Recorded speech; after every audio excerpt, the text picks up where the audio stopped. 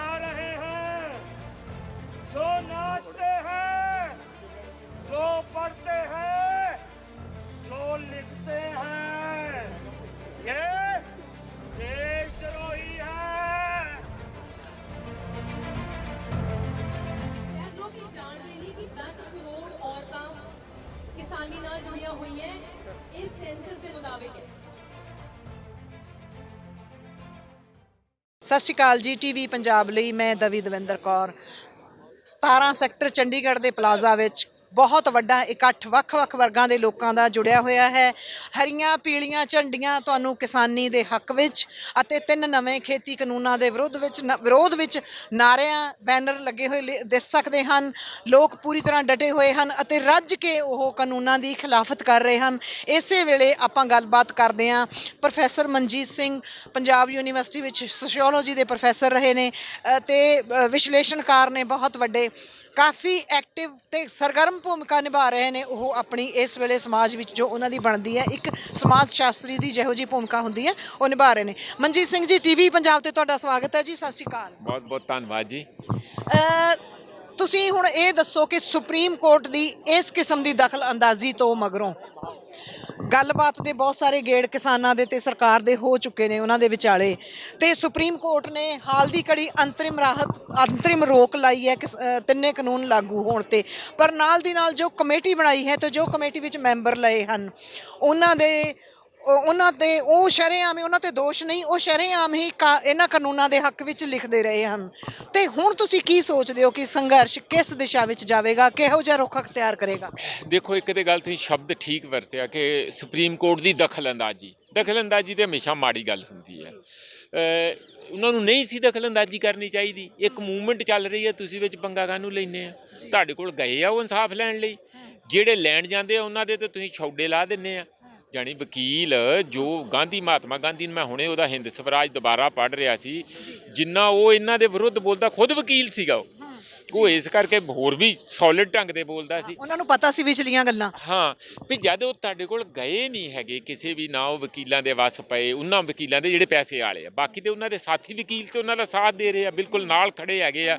ਪ੍ਰਸ਼ਾਂਤ ਭੂਸ਼ਣ ਆ, ਦਵੇ ਹੈਗੇ ਆ, ਹੋਰ ਸਾਰੇ ਜਿਹੜੇ ਚਾਰੇ ਵਕੀਲ, ਫੂਲਕਾ ਜੀ ਵੀ ਉਹਨਾਂ ਦੇ ਵਿੱਚ ਹੈ। ਤਾਂ ਮੈਂ ਇਹ ਕਹਿਣਾ ਕਿ ਜੋ ਇਹਨਾਂ ਨੇ ਦਖਲਅੰਦਾਜ਼ੀ ਕੀਤੀ ਆ ਉਹਨਾਂ ਦੇ ਸਟਰਗਲ ਦੇ ਵਿੱਚ, ਉਹਨਾਂ ਨੂੰ ਨਹੀਂ ਸੀ ਕਰਨੀ ਚਾਹੀਦੀ। ਇਸੇ ਕਰਕੇ ਕਮੇਟੀ ਬਣਨ ਤੋਂ ਪਹਿਲਾਂ ਹੀ ਉਹਨਾਂ ਨੇ ਕਹਿ ਤਾ ਕਿ ਅਸੀਂ ਕਿਸੇ ਕਮੇਟੀ ਦਾ ਨਾ ਹਿੱਸਾ ਬਣਨਾ, ਨਾ ਕਿਸੇ ਕੋਲ ਜਾਣਾ। ਜੇ ਕਮੇਟੀ ਸਾਡੇ ਕੋਲ ਆਏ ਤਾਂ ਚਾਹ ਪਾਣੀ ਪਿਲਾ ਦਾਂਗੇ, ਗੱਲ ਅਸੀਂ ਕੋਈ ਕਰਨੀ ਨਹੀਂ। ਜੇ ਕਮੇਟੀ ਆਵੇ ਤਾਂ ਇਹ ਨਹੀਂ ਜਾਣਗੇ ਕਮੇਟੀ, ਕਿਉਂਕਿ ਉਹਨਾਂ ਨੂੰ ਇਸ ਸਿਸਟਮ ਤੇ ਉਸ ਰਸਤੇ ਤੇ ਭਰੋਸਾ ਨਹੀਂ ਹੈ।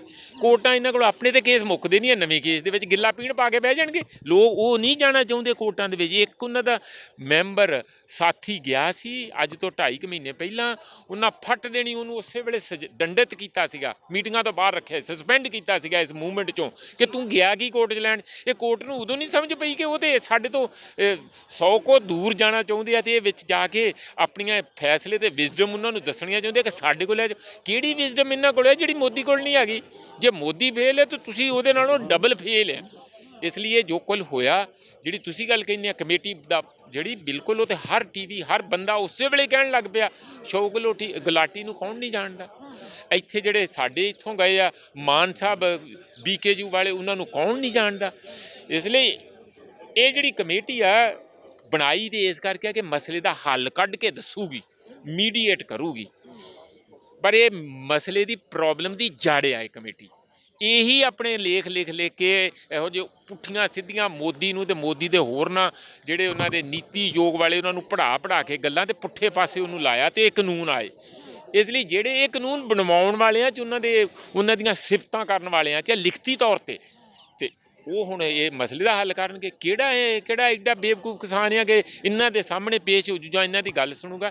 ਇਹ ਨਹੀਂ ਚੱਲਣ ਵਾਲੀ ਗੱਲ। ਇਹ ਬਹੁਤ ਮੰਦਭਾਗੀ ਗੱਲ ਹੋਈ ਆ। ਸਾਨੂੰ ਉਮੀਦ ਇਹ ਸੀਗੀ ਕਿ ਮੋਦੀ ਜੀ ਹੁਣ ਕੋਰਟ ਦੇ ਰਾਹੀਂ ਭੱਜ ਕੇ ਨਿਕਲ ਜਾਣਗੇ ਤੇ ਉਹਨਾਂ ਨੂੰ ਕਹਿ ਦੇਣਗੇ ਕਿ ਯਾਰ ਤਿੰਨੇ ਪਰਾਂ ਸੁੱਟ ਦੇ ਖੂਹ 'ਚ, ਮੈਂ ਤੇ ਫਸਿਆ ਪਿਆ, ਹੁਣ ਮੈਂ ਦਿੱਲੀ ਤੇ ਚਾਰੇ ਪਾਸਿਓਂ ਸਾਫ਼ ਕਰਵਾਈਏ, ਘਰੋਂ ਘਰੀ ਜਲ ਜਾਣ ਕਿਸਾਨ, ਇੰਨੀ ਠੰਡ ਆ। ਉਹਨਾਂ ਨੇ ਕੀਤਾ ਨਹੀਂ, ਨਾ ਕੋਰਟ ਨੇ ਕੀਤਾ।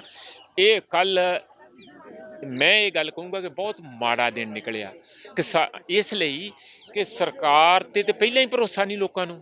ਤੇ ਕੋਰਟਾਂ ਤੇ ਵੀ ਜੇ ਉੱਠ ਜੂ ਤੇ ਲੋਕ ਜਾਣਗੇ ਕਿੱਥੇ। ਇਹ ਖਤਰਨਾਕ ਗੱਲ ਹੈ। ਜਿਸ ਤਰ੍ਹਾਂ ਕਿਸਾਨਾਂ ਨੂੰ ਜਾਪਦਾ ਸੀ ਕਿ ਜੋ ਕਿਸਾਨਾਂ ਦਾ ਕਹਿਣਾ ਆ ਤੇ ਉਹ ਤੱਥ ਵੀ ਹੈ, ਸਹੀ ਤੱਥ ਵੀ ਹੈ ਕਿ ਜਿਹੜਾ ਇਹ ਖੇਤੀ ਦੇ ਮਸਲੇ ਨੇ, ਭਾਵੇਂ ਬਾਅਦ ਚ ਸਰਕਾਰ ਉਹਨਾਂ ਨੂੰ ਸੋਧਣ ਦੀ ਕੋਸ਼ਿਸ਼ ਕਰ ਰਹੀ ਹੈ ਕਿ ਇਹ ਵਣਜ ਨਾਲ ਜੁੜੇ ਹੋਏ ਕਾਨੂੰਨ ਨੇ, ਟ੍ਰੇਡ ਤੇ ਵਣਜ ਨਾਲ, ਪਰ ਜਿਸ ਤਰ੍ਹਾਂ ਕਿਸਾਨ ਰੌਲਾ ਪਾ ਰਹੇ ਸਨ ਕਿ ਇਹ ਖੇਤੀ ਦਾ ਮਸਲਾ, ਖੇਤੀ ਦਾ ਸਬਜੈਕਟ ਹੈ, ਸਟੇਟ ਦਾ ਆ, ਸੈਂਟਰ ਦਾ ਨਹੀਂ, ਤਾਂ ਕੀ ਅਦਾਲਤ ਨੂੰ ਪਹਿਲਾਂ ਇੱਥੇ ਦਖਲਅੰਦਾਜ਼ੀ ਨਹੀਂ ਸੀ ਕਰਨੀ ਚਾਹੀਦੀ ਕਿ ਇਹ ਜੇ ਸੈਂਟਰ ਕਿਵੇਂ ਰਾਜਾਂ ਦੇ ਅਧਿਕਾਰਾਂ ਤੇ ਡਾਕਾ ਮਾਰ ਰਿਹਾ? ਨਹੀਂ, ਤੁਹਾਡਾ ਤੇ ਕਹਿਣ ਦਾ ਮਤਲਬ ਹੈ ਵੀ ਉੱਥੇ ਇਨਸਾਫ ਮਿਲਣਾ ਚਾਹੀਦਾ ਸੀ, ਤੇ ਕੋਰਟਾਂ ਦੇ ਵਿੱਚ ਤੇ ਉਹਨਾਂ ਦੇ ਵੱਡੇ ਵੱਡੇ ਜੱਜ ਕਹਿ ਚੁੱਕੇ ਆ ਵੀ ਕੋਰਟਾਂ ਜਿਹੜੀਆਂ ਆ ਉਹ ਫੈਸਲੇ ਕਰਦੀਆਂ, ਇਨਸਾਫ ਨਹੀਂ ਦਿੰਦੀਆਂ। ਕੋਰਟਾਂ 'ਚ ਫੈਸਲੇ ਹੁੰਦੇ ਆ, ਫਾਈਲਾਂ ਕਲੀਅਰ ਹੁੰਦੀਆਂ ਜਿਵੇਂ ਦਫ਼ਤਰਾਂ 'ਚ ਕਲੀਅਰ ਹੁੰਦੀਆਂ।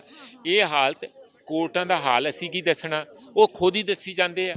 4 ਸੀਨੀਅਰ ਜੱਜਾਂ ਨੇ ਮੀਟਿੰਗ ਕਰਕੇ, ਪ੍ਰੈਸ ਕਾਨਫਰੰਸ ਕਰਕੇ ਦੱਸਿਆ ਨਹੀਂ ਸੀ ਵੀ ਕੋਰਟ ਦੇ ਅੰਦਰ ਬਹੁਤਾ ਨਾ ਇਹਨਾਂ 'ਚੋਂ ਤਵੱਕੋ ਰੱਖਿਓ, ਬਹੁਤ ਬੁਰਾ ਹਾਲ ਜੇ ਅੰਦਰ।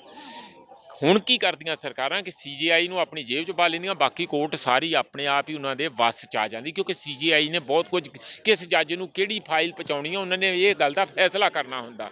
ਇਹ ਕੁਝ ਚੱਲ ਰਿਹਾ, ਔਰ ਮੈਨੂੰ ਲੱਗਦਾ ਕਿ ਜੋ ਬੋਬੜੇ ਨੇ ਕੱਲ੍ਹ ਕੀਤਾ ਇਹ ਠੀਕ ਨਹੀਂ ਹੋਇਆ, ਇਸੇ ਕਰਕੇ ਕਿ ਇਹ ਇੱਕ ਜੇ ਦੇਖੋ ਹੋ ਜਾਂਦਾ ਤੇ ਉਹਨਾਂ ਦੀ ਵਾਹ ਤੇ ਲੋਕਾਂ ਦਾ ਭਰੋਸਾ ਬਣਿਆ ਰਹਿਣਾ ਸੀ ਤੇ ਸਰਕਾਰ ਨੂੰ ਰਾਹਤ ਮਿਲ ਜਾਣੀ ਸੀਗੀ। ਮੈਂ ਤਾਂ ਇਹੀ ਗੱਲ ਸਮਝਦਾ ਕਿ ਆਉਣ ਵਾਲੇ ਸਮੇਂ 'ਚ ਜਿਹੜਾ ਇਹ ਮੂਵਮੈਂਟ ਜਿਹੜੀ ਆ ਹੋਰ ਵਿਸ਼ਾਲ ਹੋਊਗੀ। ਅੱਜ ਆ ਇਕੱਠ ਮੈਂ ਅੱਗੇ ਨਾਲੋਂ ਬਹੁਤ ਜ਼ਿਆਦਾ ਵੱਡੇ ਪੱਧਰ 'ਤੇ ਦੇਖ ਰਿਹਾ, ਬਹੁਤ ਵੱਡੇ ਪੱਧਰ 'ਤੇ ਨੌਜਵਾਨ ਆਏ ਆ, ਮਿਡਲ ਕਲਾਸ ਲੋਕ ਆਏ ਆ, ਔਰਤਾਂ ਆ ਰਹੀਆਂ। ਕਦੀ ਇੰਨੇ ਮਿਕਸ ਟਾਈਪ ਲੋਕ ਆਪ ਮੁਹਾਰੇ ਬਿਨਾਂ ਕੋਈ ਤਰੱਦਦ ਕੀਤਿਆਂ ਨਹੀਂ ਆਉਂਦੇ।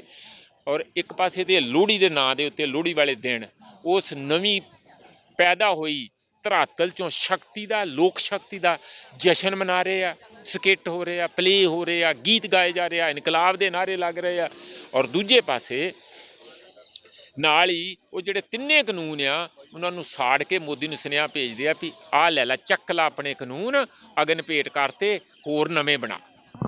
ਪਰ ਇੱਕ ਗੱਲ ਤਾਂ ਹੈ ਨਾ ਕਿ ਸੁਪਰੀਮ ਕੋਰਟ ਦੇ ਵਿੱਚ ਮਸਲਾ ਇਹ ਪਹੁੰਚਾ ਕੇ, ਕੀ ਤੁਹਾਨੂੰ ਲੱਗਦਾ ਨਹੀਂ ਹਾਲ ਦੀ ਘੜੀ ਸਰਕਾਰ ਇਹਨੂੰ ਫਾਰਮਰਸ ਵਰਸਸ ਸਰਕਾਰ ਦੀ ਬਜਾਏ ਫਾਰਮਰ ਵਰਸਸ ਜੁਡੀਸ਼ਰੀ ਬਣਾਉਣ ਵਿੱਚ ਸਫਲ ਹੋ ਗਈ? ਆਪਣੇ ਕੋਲੋਂ ਲਾ ਲਿਆ ਉਹਨਾਂ ਨੇ। ਸਫਲ ਕੋਈ ਨਹੀਂ ਹੋਈ ਹੈ, ਕੋਸ਼ਿਸ਼ ਕੀਤੀ ਹੈ, ਪਰ ਜਿਸ ਤਰ੍ਹਾਂ ਮੋਦੀ ਪਹਿਲਾਂ ਫੜਿਆ ਗਿਆ ਚੌਕੀਦਾਰ ਚੋਰੀ ਕਰਦਾ, ਉਂਝ ਕੋਰਟ ਵੀ ਫੜੀ ਗਈ।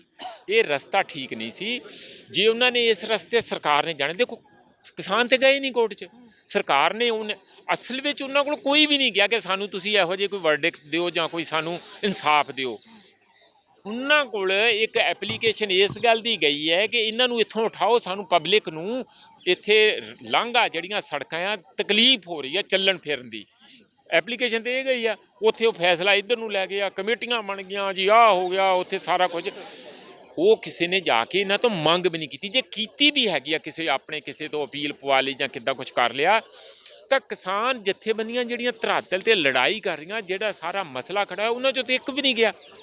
ਤੁਸੀਂ ਕਦੀ ਫੇਕ ਆਪਣੀਆਂ ਯੂਨੀਅਨਾਂ ਬਣਾ ਕੇ ਖੜੀਆਂ ਕਰ ਲੈਂਦੇ, ਉਹਨਾਂ ਦੀਆਂ ਪੈਰਲਲ ਮੀਟਿੰਗਾਂ ਕਰਵਾ ਰਹੇ, ਕਿਹੜੇ ਤਮਾਸ਼ੇ ਇੱਥੇ ਨਹੀਂ ਹੋ ਰਹੇ? ਇਹ ਸਾਰੀ ਚੀਜ਼ ਦਾ ਲੋਕਾਂ ਨੂੰ ਦਿਖ ਰਿਹਾ। ਚਿੱਟੇ ਸਾਫ਼, ਜਿਸ ਤਰ੍ਹਾਂ ਪਾਣੀ ਸਾਫ਼ ਉਹਦੇ ਵਿੱਚੋਂ ਦੀ ਤੁਸੀਂ ਸਾਰਾ ਕੁਝ ਦੇਖ ਸਕਦੇ ਆ, ਇੰਨਾ ਹੀ ਦਿਖ ਰਿਹਾ, ਸਾਫ਼ ਕਿਸਾਨਾਂ ਨੂੰ ਦਿਖ ਰਿਹਾ। ਜੋ ਇਹ ਤੌਰ ਤਰੀਕੇ ਬਣਾ ਰਹੇ ਹੈ ਸਰਕਾਰ ਨੇ, ਉਹ ਬੜੇ ਐਕਸਪੋਜ਼ ਹੋ ਚੁੱਕੇ ਆ, ਤੇ ਉਹਨਾਂ ਦਾ ਨਾ ਤੇ ਕਿਸਾਨਾਂ ਨੂੰ ਕੋਈ, ਨਾ ਉਹ ਕੋਰਟ 'ਚ ਗਏ, ਨਾ ਉਹਨਾਂ ਨੇ ਇਹ ਗੱਲ ਮੰਨਣੀ ਆ, ਤੇ ਨਾ ਹੀ ਸਰਕਾਰ ਨੂੰ ਕੋਈ ਹੁਣ ਇਸ ਗੱਲ ਦਾ ਹੱਲ ਲੱਭ ਰਿਹਾ। ਉਹ ਕਦੀ ਬਾਬਿਆਂ ਦੇ ਪਿੱਛੇ ਲੁੱਕ ਕੇ, ਕਦੀ ਕੋਰਟ ਦੇ ਪਿੱਛੇ ਲੁੱਕ ਕੇ ਆਪਣੇ ਆਪ ਨੂੰ ਬਚਾਉਣਾ ਚਾਹੁੰਦੇ ਸੀ। ਇਹ ਗੱਲ ਤੁਹਾਡੀ ਠੀਕ ਹੈ, ਮੈਂ ਬਿਲਕੁਲ ਇਹ ਕਰਦਾ ਕਿ ਖੁਦ ਸਰਕਾਰ ਨੇ ਇਸ ਪਾਸੇ ਨੂੰ ਲਾਉਣ ਦੀ ਕੋਸ਼ਿਸ਼ ਕੀਤੀ ਹੈ, ਪਰ ਕਿਸਾਨ ਬਹੁਤ ਮੈਚਿਓਰ ਹੈ, ਉਹ ਕਿਉਂ ਲੱਗਣਗੇ? ਉਹ ਇੱਧਰ ਨੂੰ ਨਹੀਂ ਜਾਣਗੇ, ਉਹ ਸਿੱਧੀ ਤੇ ਸਿੱਧੀ ਗੱਲ। ਨਾਲੇ ਮੈਨੂੰ ਇਹ ਦੱਸੋ, ਇਹੀ ਕਮੇਟੀ ਦੇ ਮੈਂਬਰ ਜਿਹੜੇ ਇੱਕ ਮੀਟਿੰਗ ਕਰਨ ਲਈ ਵੀ ਕਈ ਮਹੀਨੇ ਇੰਤਜ਼ਾਰ ਕਰਦੇ ਮਿਨਿਸਟਰ ਨਾਲ, ਤੇ ਜਿਹਦੇ ਵਿੱਚ ਮਿਨਿਸਟਰ ਉਹੀ ਮਿਨਿਸਟਰ ਕਿਸਾਨਾਂ ਨੂੰ ਕਹਿੰਦੇ ਹੁਣ ਆਪਣੀ ਡੇਟ, ਆਪਣੀ ਟਾਈਮ, ਆਪਣੀ ਜਗ੍ਹਾ ਤੇ ਕਹੋ, ਜਿੱਥੇ ਕਹੋ ਅਸੀਂ ਆਉਣ ਲਈ ਤਿਆਰ ਹਾਂ ਜੀ, ਮੀਟਿੰਗ ਕਰੋ, ਕਹਿੰਦੇ ਕਿ ਨਹੀਂ ਕਹਿੰਦੇ? ਕਿ ਖਾਲੀ ਚਿੱਠੀ ਦਿੰਦੇ ਕਿ ਆਪਣਾ ਟਾਈਮ ਦੱਸ ਦਿਓ, ਅਸੀਂ ਉਦਣ ਹੀ ਮੀਟਿੰਗ ਕਰਾਂਗੇ, ਉਸੇ ਤਰ੍ਹਾਂ ਹੀ ਮੀਟਿੰਗ ਕਰਾਂਗੇ।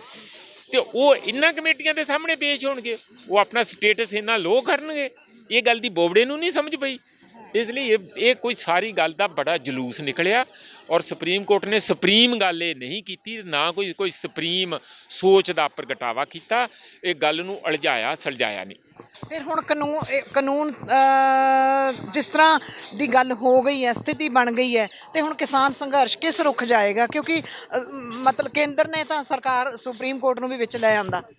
ਨਹੀਂ ਉਹ ਤੇ ਕੇਂਦਰ ਨੇ ਲੈਂਦਾ, ਕਿਸਾਨਾਂ ਨੇ ਤੇ ਗਿਆ ਹੀ ਨਹੀਂ। ਜਾਂ ਤੇ ਕਿਸਾਨਾਂ ਨੇ ਬੂਹਾ ਖੜਕਾਇਆ ਹੋਵੇ, ਉਹ ਬਿਲਕੁਲ ਆਜ਼ਾਦ ਰਹਿਣਗੇ, ਉਧਰ ਨੂੰ ਮੂੰਹ ਨਹੀਂ ਕਰਨਗੇ, ਸਰਕਾਰ ਆਪਣਾ ਚੱਲੀ ਜਾਵੇ। ਹੁਣ 18 ਤਰੀਕ ਨੂੰ ਫੈਸਲਾ ਇਹ ਹੋ ਜਾਊਗਾ ਵੀ ਤੁਸੀਂ 26 ਜਨਵਰੀ ਦਾ ਕੀ ਕਰਨਾ ਕੀ ਨਹੀਂ ਕਰਨਾ। ਉਹ ਦਿੱਲੀ ਵਾਲੀ ਪੁਲਿਸ ਵੀ ਡਰੀ ਫਿਰਦੀ ਆ ਕਿ ਇੰਨੇ ਸਾਰੇ ਲੋਕ ਆ ਜਾਣਗੇ, ਦਿੱਲੀ ਆ ਜਾਣਗੇ ਕਿ ਦਿੱਲੀ ਦੇ ਤੁਹਾਨੂੰ ਤੁਸੀਂ ਸਗੋਂ ਮਜ਼ੇ ਲਓ। ਤੁਸੀਂ ਇੰਨੇ ਕਦੀ ਟਰੈਕਟਰ ਇਕੱਠੇ ਸਾਰੀ ਉਮਰ 'ਚ ਨਹੀਂ ਦੇਖੇ ਹੋਣੇ, ਨਾ ਗਾਈਆਂ ਮੱਝਾਂ ਊਠ ਭੇਡਾਂ ਬੱਕਰੀਆਂ ਸਾਰੀਆਂ ਟਰਾਲੀਆਂ ਭਰ ਕੇ ਅੱਗੇ ਅਲੀ ਕਰਦੀਆਂ ਹੋਣੀਆਂ। ਤੁਸੀਂ ਇਹੋ ਜਿਹਾ ਕਦੀ 26 ਜਨਵਰੀ ਦਾ ਗਣਤੰਤਰ ਦਿਵਸ ਦੇਖਿਆ ਨਹੀਂ। ਅਸਲੀ ਮਾਨਿਆਂ 'ਚ ਗਣ ਯਾਨੀ ਜਨ ਤੰਤਰ ਦਾ ਜਿਹੜਾ ਸਵਾਦ ਉਦਣ ਲਓ। ਤੁਸੀਂ ਕਾਹਨੂੰ ਡਰਦੇ ਫਿਰਦੇ? ਤੁਹਾਨੂੰ ਕੀ ਕਹਿੰਦੇ? ਤੁਸੀਂ ਉਹਨਾਂ ਦੇ ਹੀ ਮੁੰਡੇ ਕੁੜੀਆਂ ਆ, ਕਿਸਾਨਾਂ ਦੇ ਹੀ, ਤੇ ਉਹ ਪਤਾ ਨਹੀਂ ਡਰੇ ਬੜੇ ਫਿਰਦੇ। ਉਹ ਭੱਜੇ ਨੂੰ ਜਿਸ ਤਰ੍ਹਾਂ ਗੱਲਬਾਤ ਵੀ ਹੋਣੀ ਹੈ, ਭੱਜੇ ਕੋਰਟ 'ਚ ਗਏ ਆ। ਹੁਣ ਦੇਖਦੇ ਆ 18 ਨੂੰ ਉਹਦੇ ਤੇ ਕੀ ਫੈਸਲਾ ਹੁੰਦਾ ਕਿ ਕੀ ਉਹਨਾਂ ਨੂੰ ਅਲਾਓ ਕਰਦੇ ਕਿ ਨਹੀਂ ਕਰਦੇ ਕਿ ਤੁਸੀਂ ਦਿੱਲੀ ਦੇ ਅੰਦਰ ਵੜਨਾ ਕਿ ਨਹੀਂ ਵੜਨਾ। ਰਹੀ 15 ਦੀ ਗੱਲ, ਮੈਨੂੰ ਤੇ ਹੁਣ ਸੱਚੀ ਉਮੀਦ ਨਹੀਂ ਆ। ਮੈਨੂੰ ਤੇ ਲੱਗਦਾ ਉਹ ਰਿਜ਼ਲਟ ਤੇ ਫੋਰਗੋਨ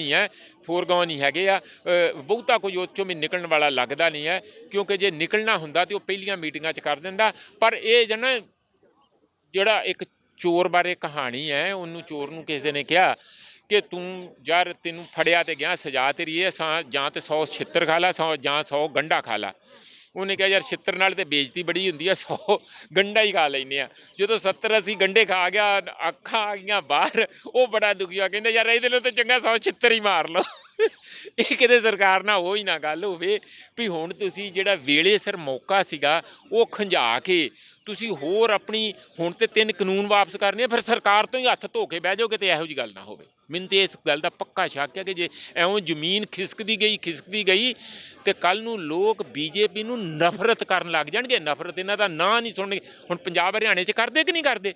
ਜਿੱਥੇ ਬੀਜੇਪੀ ਦਾ ਬੱਬਾ ਹੀ ਸੁਣਦਾ ਉਹਨਾਂ ਨੂੰ ਉੱਧਰ ਨੂੰ ਭੱਜ ਲੈਂਦੇ ਅਲੀ ਕਰਕੇ ਲੋਕ ਕਿ ਆ ਗਏ ਜਿਵੇਂ ਕੋਈ ਚੋਰ ਆ ਗਿਆ ਹੋਵੇ। ਨਹੀਂ ਹੁਣ ਫਿਰ ਕਿਸਾਨ ਬੈਠੇ ਰਹਿਣਗੇ ਉੱਥੇ ਧਰਨੇ ਤੇ? ਕਿਸਾਨ ਹੀ ਨਹੀਂ ਬੈਠੇ ਰਹਿਣਗੇ। ਪੂਰਾ ਨਾਰਥ ਵੈਸਟ ਇੰਡੀਆ ਦਿੱਲੀ ਨੂੰ ਜਾਣ ਵਾਲਾ ਤੁਸੀਂ ਦੇਖਿਓ ਸੀ, ਇਹ ਸਾਂਭਿਆ ਨਹੀਂ ਜਾਣਾ ਪੰਜਾਬ। ਤੇ ਹੁਣ ਤੋਂ ਤਿਆਰੀਆਂ ਕਰਕੇ ਅੱਜ ਟਰਾਲੀਆਂ ਚਲੇ ਗਈਆਂ, ਸ਼ੁਰੂ ਹੋ ਗਈਆਂ ਜਾਣੀਆਂ ਅੱਜ ਤੋਂ ਹੀ। ਅੱਜ 13 ਤਰੀਕ ਹੈ, ਲੋਹੜੀ ਵਾਲੇ ਦਿਨ। ਕੱਲ੍ਹ ਕਿਉਂਕਿ ਅੱਜ ਅਖਬਾਰਾਂ 'ਚ ਆਇਆ ਅੰਮ੍ਰਿਤਸਰੋਂ ਟਰਾਲੀਆਂ ਚੱਲ ਪਈਆਂ ਆ। ਤੇ ਇਹ ਤੇ ਤੁਸੀਂ ਦੇਖਿਓ ਅੱਜ ਐਤਕੀ ਵੱਡੇ ਪੱਧਰ ਤੇ ਅੱਧਾ ਪੰਜਾਬ ਉੱਥੇ ਹੋਊਗਾ ਤੇ ਹਰਿਆਣਾ ਤੇ ਸ਼ਾਇਦ ਪਾਉਣਾ ਹੀ ਹੋਵੇ, ਕਿਉਂਕਿ ਹਰਿਆਣਾ ਨੇੜੇ ਪੈਂਦਾ। ਉੱਥੇ ਤੁਹਾਨੂੰ ਇਹੋ ਜਿਹਾ ਨਜ਼ਾਰਾ ਮਿਲੂਗਾ। ਤੁਸੀਂ ਕੈਮਰੇ ਲੈ ਕੇ ਵੇਲੇ ਸਿਰ ਉੱਥੇ ਪਹੁੰਚੋ, ਆਪਣੀਆਂ ਜਗ੍ਹਾ ਚੁਣ ਲਓ ਤੇ ਇਹ 26 ਜਨਵਰੀ ਜਿਹੜੀ ਇਤਿਹਾਸਕ ਹੋਊਗੀ। ਸੋ ਇਹ 26 ਜਨਵਰੀ ਇਤਿਹਾਸਕ ਹੋਊਗੀ ਕਿਸਾਨਾਂ ਦੀ ਬਦੌਲਤ। ਤੇ ਮਨਜੀਤ ਸਿੰਘ ਜੀ ਤੁਹਾਡਾ ਬਹੁਤ ਸ਼ੁਕਰੀਆ। ਧੰਨਵਾਦ ਜੀ, ਧੰਨਵਾਦ। ਇਸ ਵੇਲੇ ਅਸੀਂ ਸੈਕਟਰ 17 ਦੇ ਪਲਾਜ਼ਾ ਵਿੱਚ ਹਾਂ। ਵੱਡਾ ਇਕੱਠ ਜੁੜਿਆ ਹੋਇਆ ਹੈ ਵੱਖ-ਵੱਖ ਵਰਗਾਂ ਦੇ ਲੋਕਾਂ ਦਾ, ਜੋ 3 ਨਵੇਂ ਖੇਤੀ ਕਾਨੂੰਨਾਂ ਦੇ ਵਿਰੁੱਧ ਡਟੇ ਹੋਏ ਹਨ। ਅੱਜ ਲੋਹੜੀ ਹੈ ਤੇ ਲੋਹੜੀ ਬਾਲੀ ਜਾਣੀ ਹੈ ਕਾਨੂੰਨਾਂ ਦੀ। ਦੁੱਲੇ ਪੱਟੀ ਦੀ ਨਾਬਰੀ ਦੀ ਪਿਰਤ ਨੂੰ ਇਸ ਤਰ੍ਹਾਂ ਅੱਗੇ ਤੋਰਿਆ ਜਾ ਰਿਹਾ ਹੈ। ਇਹਨੂੰ ਕੱਲਾ ਪੰਜਾਬ ਨਾ ਗਿਣੀਏ, ਇਸ ਵੇਲੇ ਇੱਥੇ ਉੱਤਰੀ ਭਾਰਤ ਦੇ ਵੱਖ-ਵੱਖ ਸੂਬਿਆਂ ਦੇ ਵੀ ਲੋਕ ਨੇ। ਤੇ ਇਸ ਵੇਲੇ ਅਸੀਂ ਲੇਖਕਾਂ ਦੇ ਨਾਲ ਹਾਂ। ਸਾਡੇ ਨਾਲ ਨੇ ਪ੍ਰਗਤੀਸ਼ੀਲ ਲੇਖਕ ਸੰਘ ਦੇ ਡਾਕਟਰ ਸੁਖਦੇਵ ਸਿੰਘ ਸਿਰਸਾ ਤੇ ਮੈਡਮ ਸਰਬਜੀਤ ਸੋਹਲ ਨੇ, ਜੋ ਪੰਜਾਬ ਸਾਹਿਤ ਅਕੈਡਮੀ ਨਾਲ ਸੰਬੰਧਿਤ ਨੇ ਅਤੇ ਇਹ ਵੀ ਸਿੱਖਿਆ ਖੇਤਰ ਨਾਲ ਜੁੜੇ ਹੋਏ ਹਨ। ਅਤੇ ਪੰਜਾਬ ਦੇ ਪ੍ਰਗਤੀਸ਼ੀਲ ਮੋਰਚੇ ਦੇ ਪੰਜਾਬ ਦੇ ਪ੍ਰਗਤੀਸ਼ੀਲ ਲੇਖਕ ਸੰਘ ਦੇ ਸੁਰਜੀਤ ਜੱਜ ਹੋਰੀ ਵੀ ਸਾਡੇ ਨਾਲ ਨੇ। ਤੁਹਾਡਾ ਤਿੰਨਾਂ ਦਾ ਸਵਾਗਤ ਹੈ ਜੀ ਟੀਵੀ ਪੰਜਾਬ ਤੇ। ਤੇ ਮੈਂ ਮੈਡਮ ਤੋਂ ਗੱਲ ਸ਼ੁਰੂ ਕਰਦੀ ਹਾਂ। ਸਭ ਤੋਂ ਪਹਿਲਾਂ ਮੈਡਮ, ਤੁਸੀਂ ਕਿਸ ਤਰ੍ਹਾਂ ਲੱਗਦਾ ਹੈ ਕਿ ਜਿਹੜਾ ਇਹ ਜਿਸ ਤਰ੍ਹਾਂ ਅੰਦੋਲਨ ਰੁਖ ਅਖਤਿਆਰ ਕਰ ਰਿਹਾ 3 ਨਵੇਂ ਖੇਤੀ ਕਾਨੂੰਨਾਂ ਵਿਰੁੱਧ, ਤੁਸੀਂ ਕੀ ਕਹਿਣਾ ਇਹਦੇ ਬਾਰੇ? ਦੇਖੋ, ਜਿਹੜਾ ਰੁਖ ਹੈਗਾ ਅੰਦੋਲਨ ਦਾ, ਸਭ ਤੋਂ ਪਹਿਲਾਂ ਤਾਂ ਮੈਂ ਪੰਜਾਬੀਆਂ ਨੂੰ ਵਧਾਈ ਦੇਵਾਂਗੀ ਕਿ ਉਹਨਾਂ ਨੇ ਪੂਰੇ ਦੇਸ਼ ਨੂੰ ਜਗਾਇਆ ਆ। ਪੂਰੇ ਸੰਸਾਰ ਦੇ ਵਿੱਚ ਉਹਨਾਂ ਦੀ ਪੰਜਾਬੀਅਤ ਦਾ ਇਸ ਵੇਲੇ ਚਰਚਾ ਹੋ ਰਿਹਾ ਹੈ ਔਰ ਕਿਸਾਨੀ ਜਾਗੀ ਆ। ਔਰ ਇਸ ਵੇਲੇ ਜਿਹੜਾ ਕਿਸਾਨ ਦਾ ਅਕਸ ਹੈ ਉਹ ਵੀ ਬਹੁਤ ਵਧੀਆ ਜਿਹੜਾ ਆ ਉਹ ਸਾਹਮਣੇ ਆ ਰਿਹਾ। ਸੋ ਜਿਹੜੇ ਖੇਤੀ ਕਾਨੂੰਨ ਨੇ ਤਿੰਨੋਂ ਰੱਦ ਹੀ ਹੋਣੇ ਚਾਹੀਦੇ ਆ। ਇਸ ਤੋਂ ਬਿਨਾਂ ਕੋਈ ਗੁਜ਼ਾਰਾ ਨਹੀਂ ਗਾ। ਇਹਨਾਂ ਨੇ ਸਰਮਾਏਦਾਰੀ ਨੇ ਘੇਰਿਆ ਹੋਇਆ ਸਾਨੂੰ, ਔਰ ਇਹਦੇ ਨਾਲ ਜਿਹੜੇ ਆ ਸਾਡੇ ਪਾਣੀ ਵੀ ਮੁੱਲ ਮੁੱਲ ਵਿਕਣਗੇ ਸਾਡੇ ਅਨਾਜ ਦੀ, ਸਾਨੂੰ ਹੀ ਵੱਧ ਕੀਮਤ ਦੇਣੀ ਪਊਗੀ। ਤੇ ਸਭ ਤੋਂ ਵੱਡੀ ਗੱਲ ਇਹ ਆ ਕਿ ਫਿਰ ਜਿਹੜਾ ਸਰਮਾਏਦਾਰੀ ਦੇ ਹੱਥਾਂ 'ਚ ਵੇਚਿਆ ਜਾ ਰਿਹਾ ਦੇਸ਼ ਇਸ ਵੇਲੇ, ਉਹਦੇ ਤੋਂ ਬਹੁਤ ਜ਼ਿਆਦਾ ਨੁਕਸਾਨ ਹੋਣਗੇ ਸਾਨੂੰ। ਸੋ ਇਸ ਵੇਲੇ ਸਭ ਤੋਂ ਵਧੀਆ ਗੱਲ ਇਹ ਆ ਕਿ ਨੌਜਵਾਨੀ ਜਾਗੀ ਹੈ। ਪੰਜਾਬ ਦਾ ਜਿਹੜਾ ਇੱਕ ਅਕਸ ਨਸ਼ਈਆਂ ਵਾਲਾ ਜਾਂ ਸੁੱਤਿਆਂ ਵਾਲਾ ਜਾਂ ਕਿ ਵਿਦੇਸ਼ ਜਾਣ ਵਾਲਾ, ਉਹ ਹੁਣ ਇਸ ਵੇਲੇ ਜਵਾਨ ਜਿਹੜੇ ਸਾਡੇ ਬੱਚੇ ਨੇ, ਨੌਜਵਾਨ, ਉਹੀ ਅੱਗੇ ਲੈ ਕੇ ਤੁਰੇ ਨੇ ਇਸ ਅੰਦੋਲਨ ਨੂੰ। ਉਹਨਾਂ ਦੀ ਸ਼ਮੂਲੀਅਤ ਕਰਕੇ ਹੀ ਇਹ ਅੰਦੋਲਨ ਨੂੰ ਬਹੁਤ ਜਿਹੜਾ ਹੈਗਾ ਬਲ ਮਿਲਿਆ ਆ। ਸੋ ਇਸ ਕਰਕੇ ਮੈਨੂੰ ਉਮੀਦ ਆ ਕਿ ਅਸੀਂ ਜਿੱਤਾਂਗੇ ਜ਼ਰੂਰ ਜੀ। ਤੇ ਡਾਕਟਰ ਸਿਰਸਾ, ਜਿਸ ਤਰ੍ਹਾਂ ਤੁਸੀਂ ਲਗਾਤਾਰ ਜਿਹੜਾ ਪ੍ਰਗਤੀਸ਼ੀਲ ਲੇਖਕ ਸੰਘ ਹੈਗਾ, ਇਹਦੇ ਵੱਲੋਂ ਲਗਾਤਾਰ ਗਤੀਵਿਧੀਆਂ ਪਿਛਲੇ ਲੰਬੇ ਸਮੇਂ ਤੋਂ ਕਰਦੇ ਆ ਰਹੇ ਹੋ, ਖਾਸ ਕਰਕੇ ਫਾਸੀਵਾਦ ਵਿਰੁੱਧ, ਜੋ ਸਰਕਾਰੀ ਵਧੀਕੀਆਂ ਨੇ ਉਹਨਾਂ ਦੇ ਵਿਰੁੱਧ, ਤੇ ਤੁਸੀਂ ਹੁਣ ਕਿਸ ਤਰ੍ਹਾਂ ਸੋਚਦੇ ਹੋ ਕਿ ਇਹ ਅੰਦੋਲਨ ਸਰਵਉੱਚ ਅਦਾਲਤ ਸੁਪਰੀਮ ਕੋਰਟ ਦੀ ਦਖਲਅੰਦਾਜ਼ੀ ਤੋਂ ਬਾਅਦ, ਕਮੇਟੀ ਬਣਾਏ ਜਾਣ ਤੋਂ ਬਾਅਦ ਕੀ ਰੁਖ ਅਖਤਿਆਰ ਕਰੇਗਾ ਤੇ ਲੋਕਾਂ ਨੂੰ ਕੀ ਕਰਨਾ ਚਾਹੀਦਾ? ਦਵੀ ਜੀ, ਅੱਜ ਲੋਹੜੀ ਆ ਤੇ ਮੈਨੂੰ ਦੁੱਲਾ ਯਾਦ ਆਇਆ। ਜਦੋਂ ਦੁੱਲਾ ਬਾਗੀ ਹੋ ਗਿਆ ਅਕਬਰ ਬਾਦਸ਼ਾਹ ਤੋਂ, ਹਾਲਗਾ ਮਾਲਗਾ ਦੇਣਾ ਬੰਦ ਕਰ ਦਿੱਤਾ ਤੇ ਉਹਨੇ ਵੱਢ ਕੇ ਸਿਰ ਬੱਗੇ ਮਲਕੀਦੇ ਦਾ ਭੇਜਿਆ ਬਾਦਸ਼ਾਹ ਨੂੰ ਕਿ ਤੇਰੀਆਂ ਕਰਤੂਤਾਂ ਦਾ ਆਹ ਮੁੱਲ ਆ। ਤਾਂ ਬਾਅਦ ਵਿੱਚ ਦੁੱਲਾ ਫੜਿਆ ਗਿਆ। ਦੁੱਲੇ ਨੂੰ ਬਾਦਸ਼ਾਹ ਨੇ ਪੁੱਛਿਆ ਵੀ ਤੂੰ ਕਿੱਥੇ ਛੁਪਿਆ ਰਿਹਾ? ਤੇ ਦੁੱਲੇ ਨੇ ਕਿਹਾ ਸੀ ਕਿ ਇਹ ਤਨ ਮੈਂਡਾ ਬਾਰ ਹੈ, ਕਿ ਸਾਰਾ ਬਾਰ ਮੈਂ ਆ, ਮੇਰਾ ਕਣ ਕਣ ਬਾਰ ਵਿੱਚ ਬੋਲਦਾ। ਤੇ ਮੈਂ ਇਹ ਕਹਿਣਾ ਚਾਹੂੰਗਾ ਕਿ ਅੱਜ ਹਿੰਦੁਸਤਾਨ ਦੇ ਜਿਹੜੇ ਦੁੱਲੇ ਨੇ ਉਹ ਦਿੱਲੀ ਘੇਰੀ ਬੈਠੇ ਨੇ ਤੇ ਦਿੱਲੀ ਦੇ ਬਾਦਸ਼ਾਹਾਂ ਨੂੰ ਦੱਸ ਰਹੇ ਨੇ ਕਿ ਜੇ ਦੁਨੀਆ 'ਚ ਔਰੰਗਜ਼ੇਬ ਰਹਿਣਗੇ ਤਾਂ ਦੁੱਲੇ ਵੀ ਰਹਿਣਗੇ। ਜਿੱਤਾਂਗੇ, ਸ਼ਾਨ ਨਾਲ ਜਿੱਤਾਂਗੇ। ਦਿੱਲੀ ਅਸੀਂ ਉਦੋਂ ਜਿੱਤ ਲਈ ਸੀ ਜਿੱਦਾਂ ਪੰਜਾਬ ਦੇ ਕਿਸਾਨਾਂ ਨੇ ਬਾਰਡਰ ਤੋੜ ਕੇ, ਰੋਕਾਂ ਤੋੜ ਕੇ ਹਰਿਆਣੇ ਦੀਆਂ 20-20 ਫੁੱਟ ਦੇ ਡੂੰਘੇ ਖੱਡੇ ਛਲਾਂਗਾ ਮਾਰ-ਮਾਰ ਸਾਡੇ ਮੁੰਡੇ ਲੰਘੇ, ਸਾਡੇ ਬਜ਼ੁਰਗ ਲੰਘੇ। ਦਿੱਲੀ ਉਦੋਂ ਜਿੱਤ ਲਈ ਸੀ। ਮੋਦੀ ਸਰਕਾਰ ਉਦੋਂ ਹਾਰ ਗਈ ਸੀ ਜਿੱਦਾਂ ਆਪਣੇ ਦੇਸ਼ ਦੇ ਨਾਗਰਿਕਾਂ ਲਈ ਉੱਥੇ ਪਾਣੀ ਦਾ ਪ੍ਰਬੰਧ ਨਹੀਂ ਸੀ ਕੀਤਾ, ਪਖਾਨਿਆਂ ਦਾ ਪ੍ਰਬੰਧ ਨਹੀਂ ਸੀ ਕੀਤਾ। ਤੇ ਜਿਹੜੀ ਆਪਣੇ ਦੇਸ਼ ਦੇ ਨਾਗਰਿਕਾਂ ਨੂੰ ਕਦੇ ਖਾਲਿਸਤਾਨੀ ਕਹਿ ਰਹੇ ਸੀ, ਕਦੇ ਟੁਕੜੇ ਟੁਕੜੇ ਗੈਂਗ ਕਹਿ ਰਹੀ ਸੀ, ਅਸੀਂ ਦਿੱਲੀ ਉਦੋਂ ਹੀ ਜਿੱਤ ਲਈ ਸੀ। ਸਰਕਾਰ ਉਦੋਂ ਹੀ ਹਾਰ ਗਈ ਸੀ ਜਿੱਦਾਂ ਆਪਣੇ ਨਾਗਰਿਕਾਂ ਪ੍ਰਤੀ ਆਪਣੇ ਫਰਜ਼ਾਂ ਨੂੰ ਭੁੱਲ ਗਏ ਸੀ।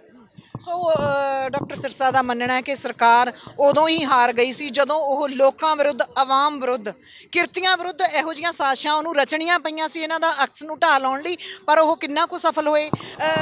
ਸੁਰਜੀਤ ਜੱਜ ਜੀ, ਤੁਸੀਂ ਕੀ ਸੋਚਦੇ ਹੋ ਕਿ ਹੁਣ ਸੁਪਰੀਮ ਕੋਰਟ ਦੇ ਹੁਕਮਾਂ ਤੋਂ ਬਾਅਦ ਕਿਸ ਤਰ੍ਹਾਂ ਇਹ ਅੰਦੋਲਨ ਕਿਸ ਰੁਖ ਜਾਵੇਗਾ ਅਤੇ ਕੀ ਪੰਜਾਬੀਆਂ ਨੂੰ ਨਹੀਂ, ਪੂਰੇ ਮੁਲਕ ਦੇ ਲੋਕਾਂ ਨੂੰ ਕੀ ਕਰਨਾ ਚਾਹੀਦਾ?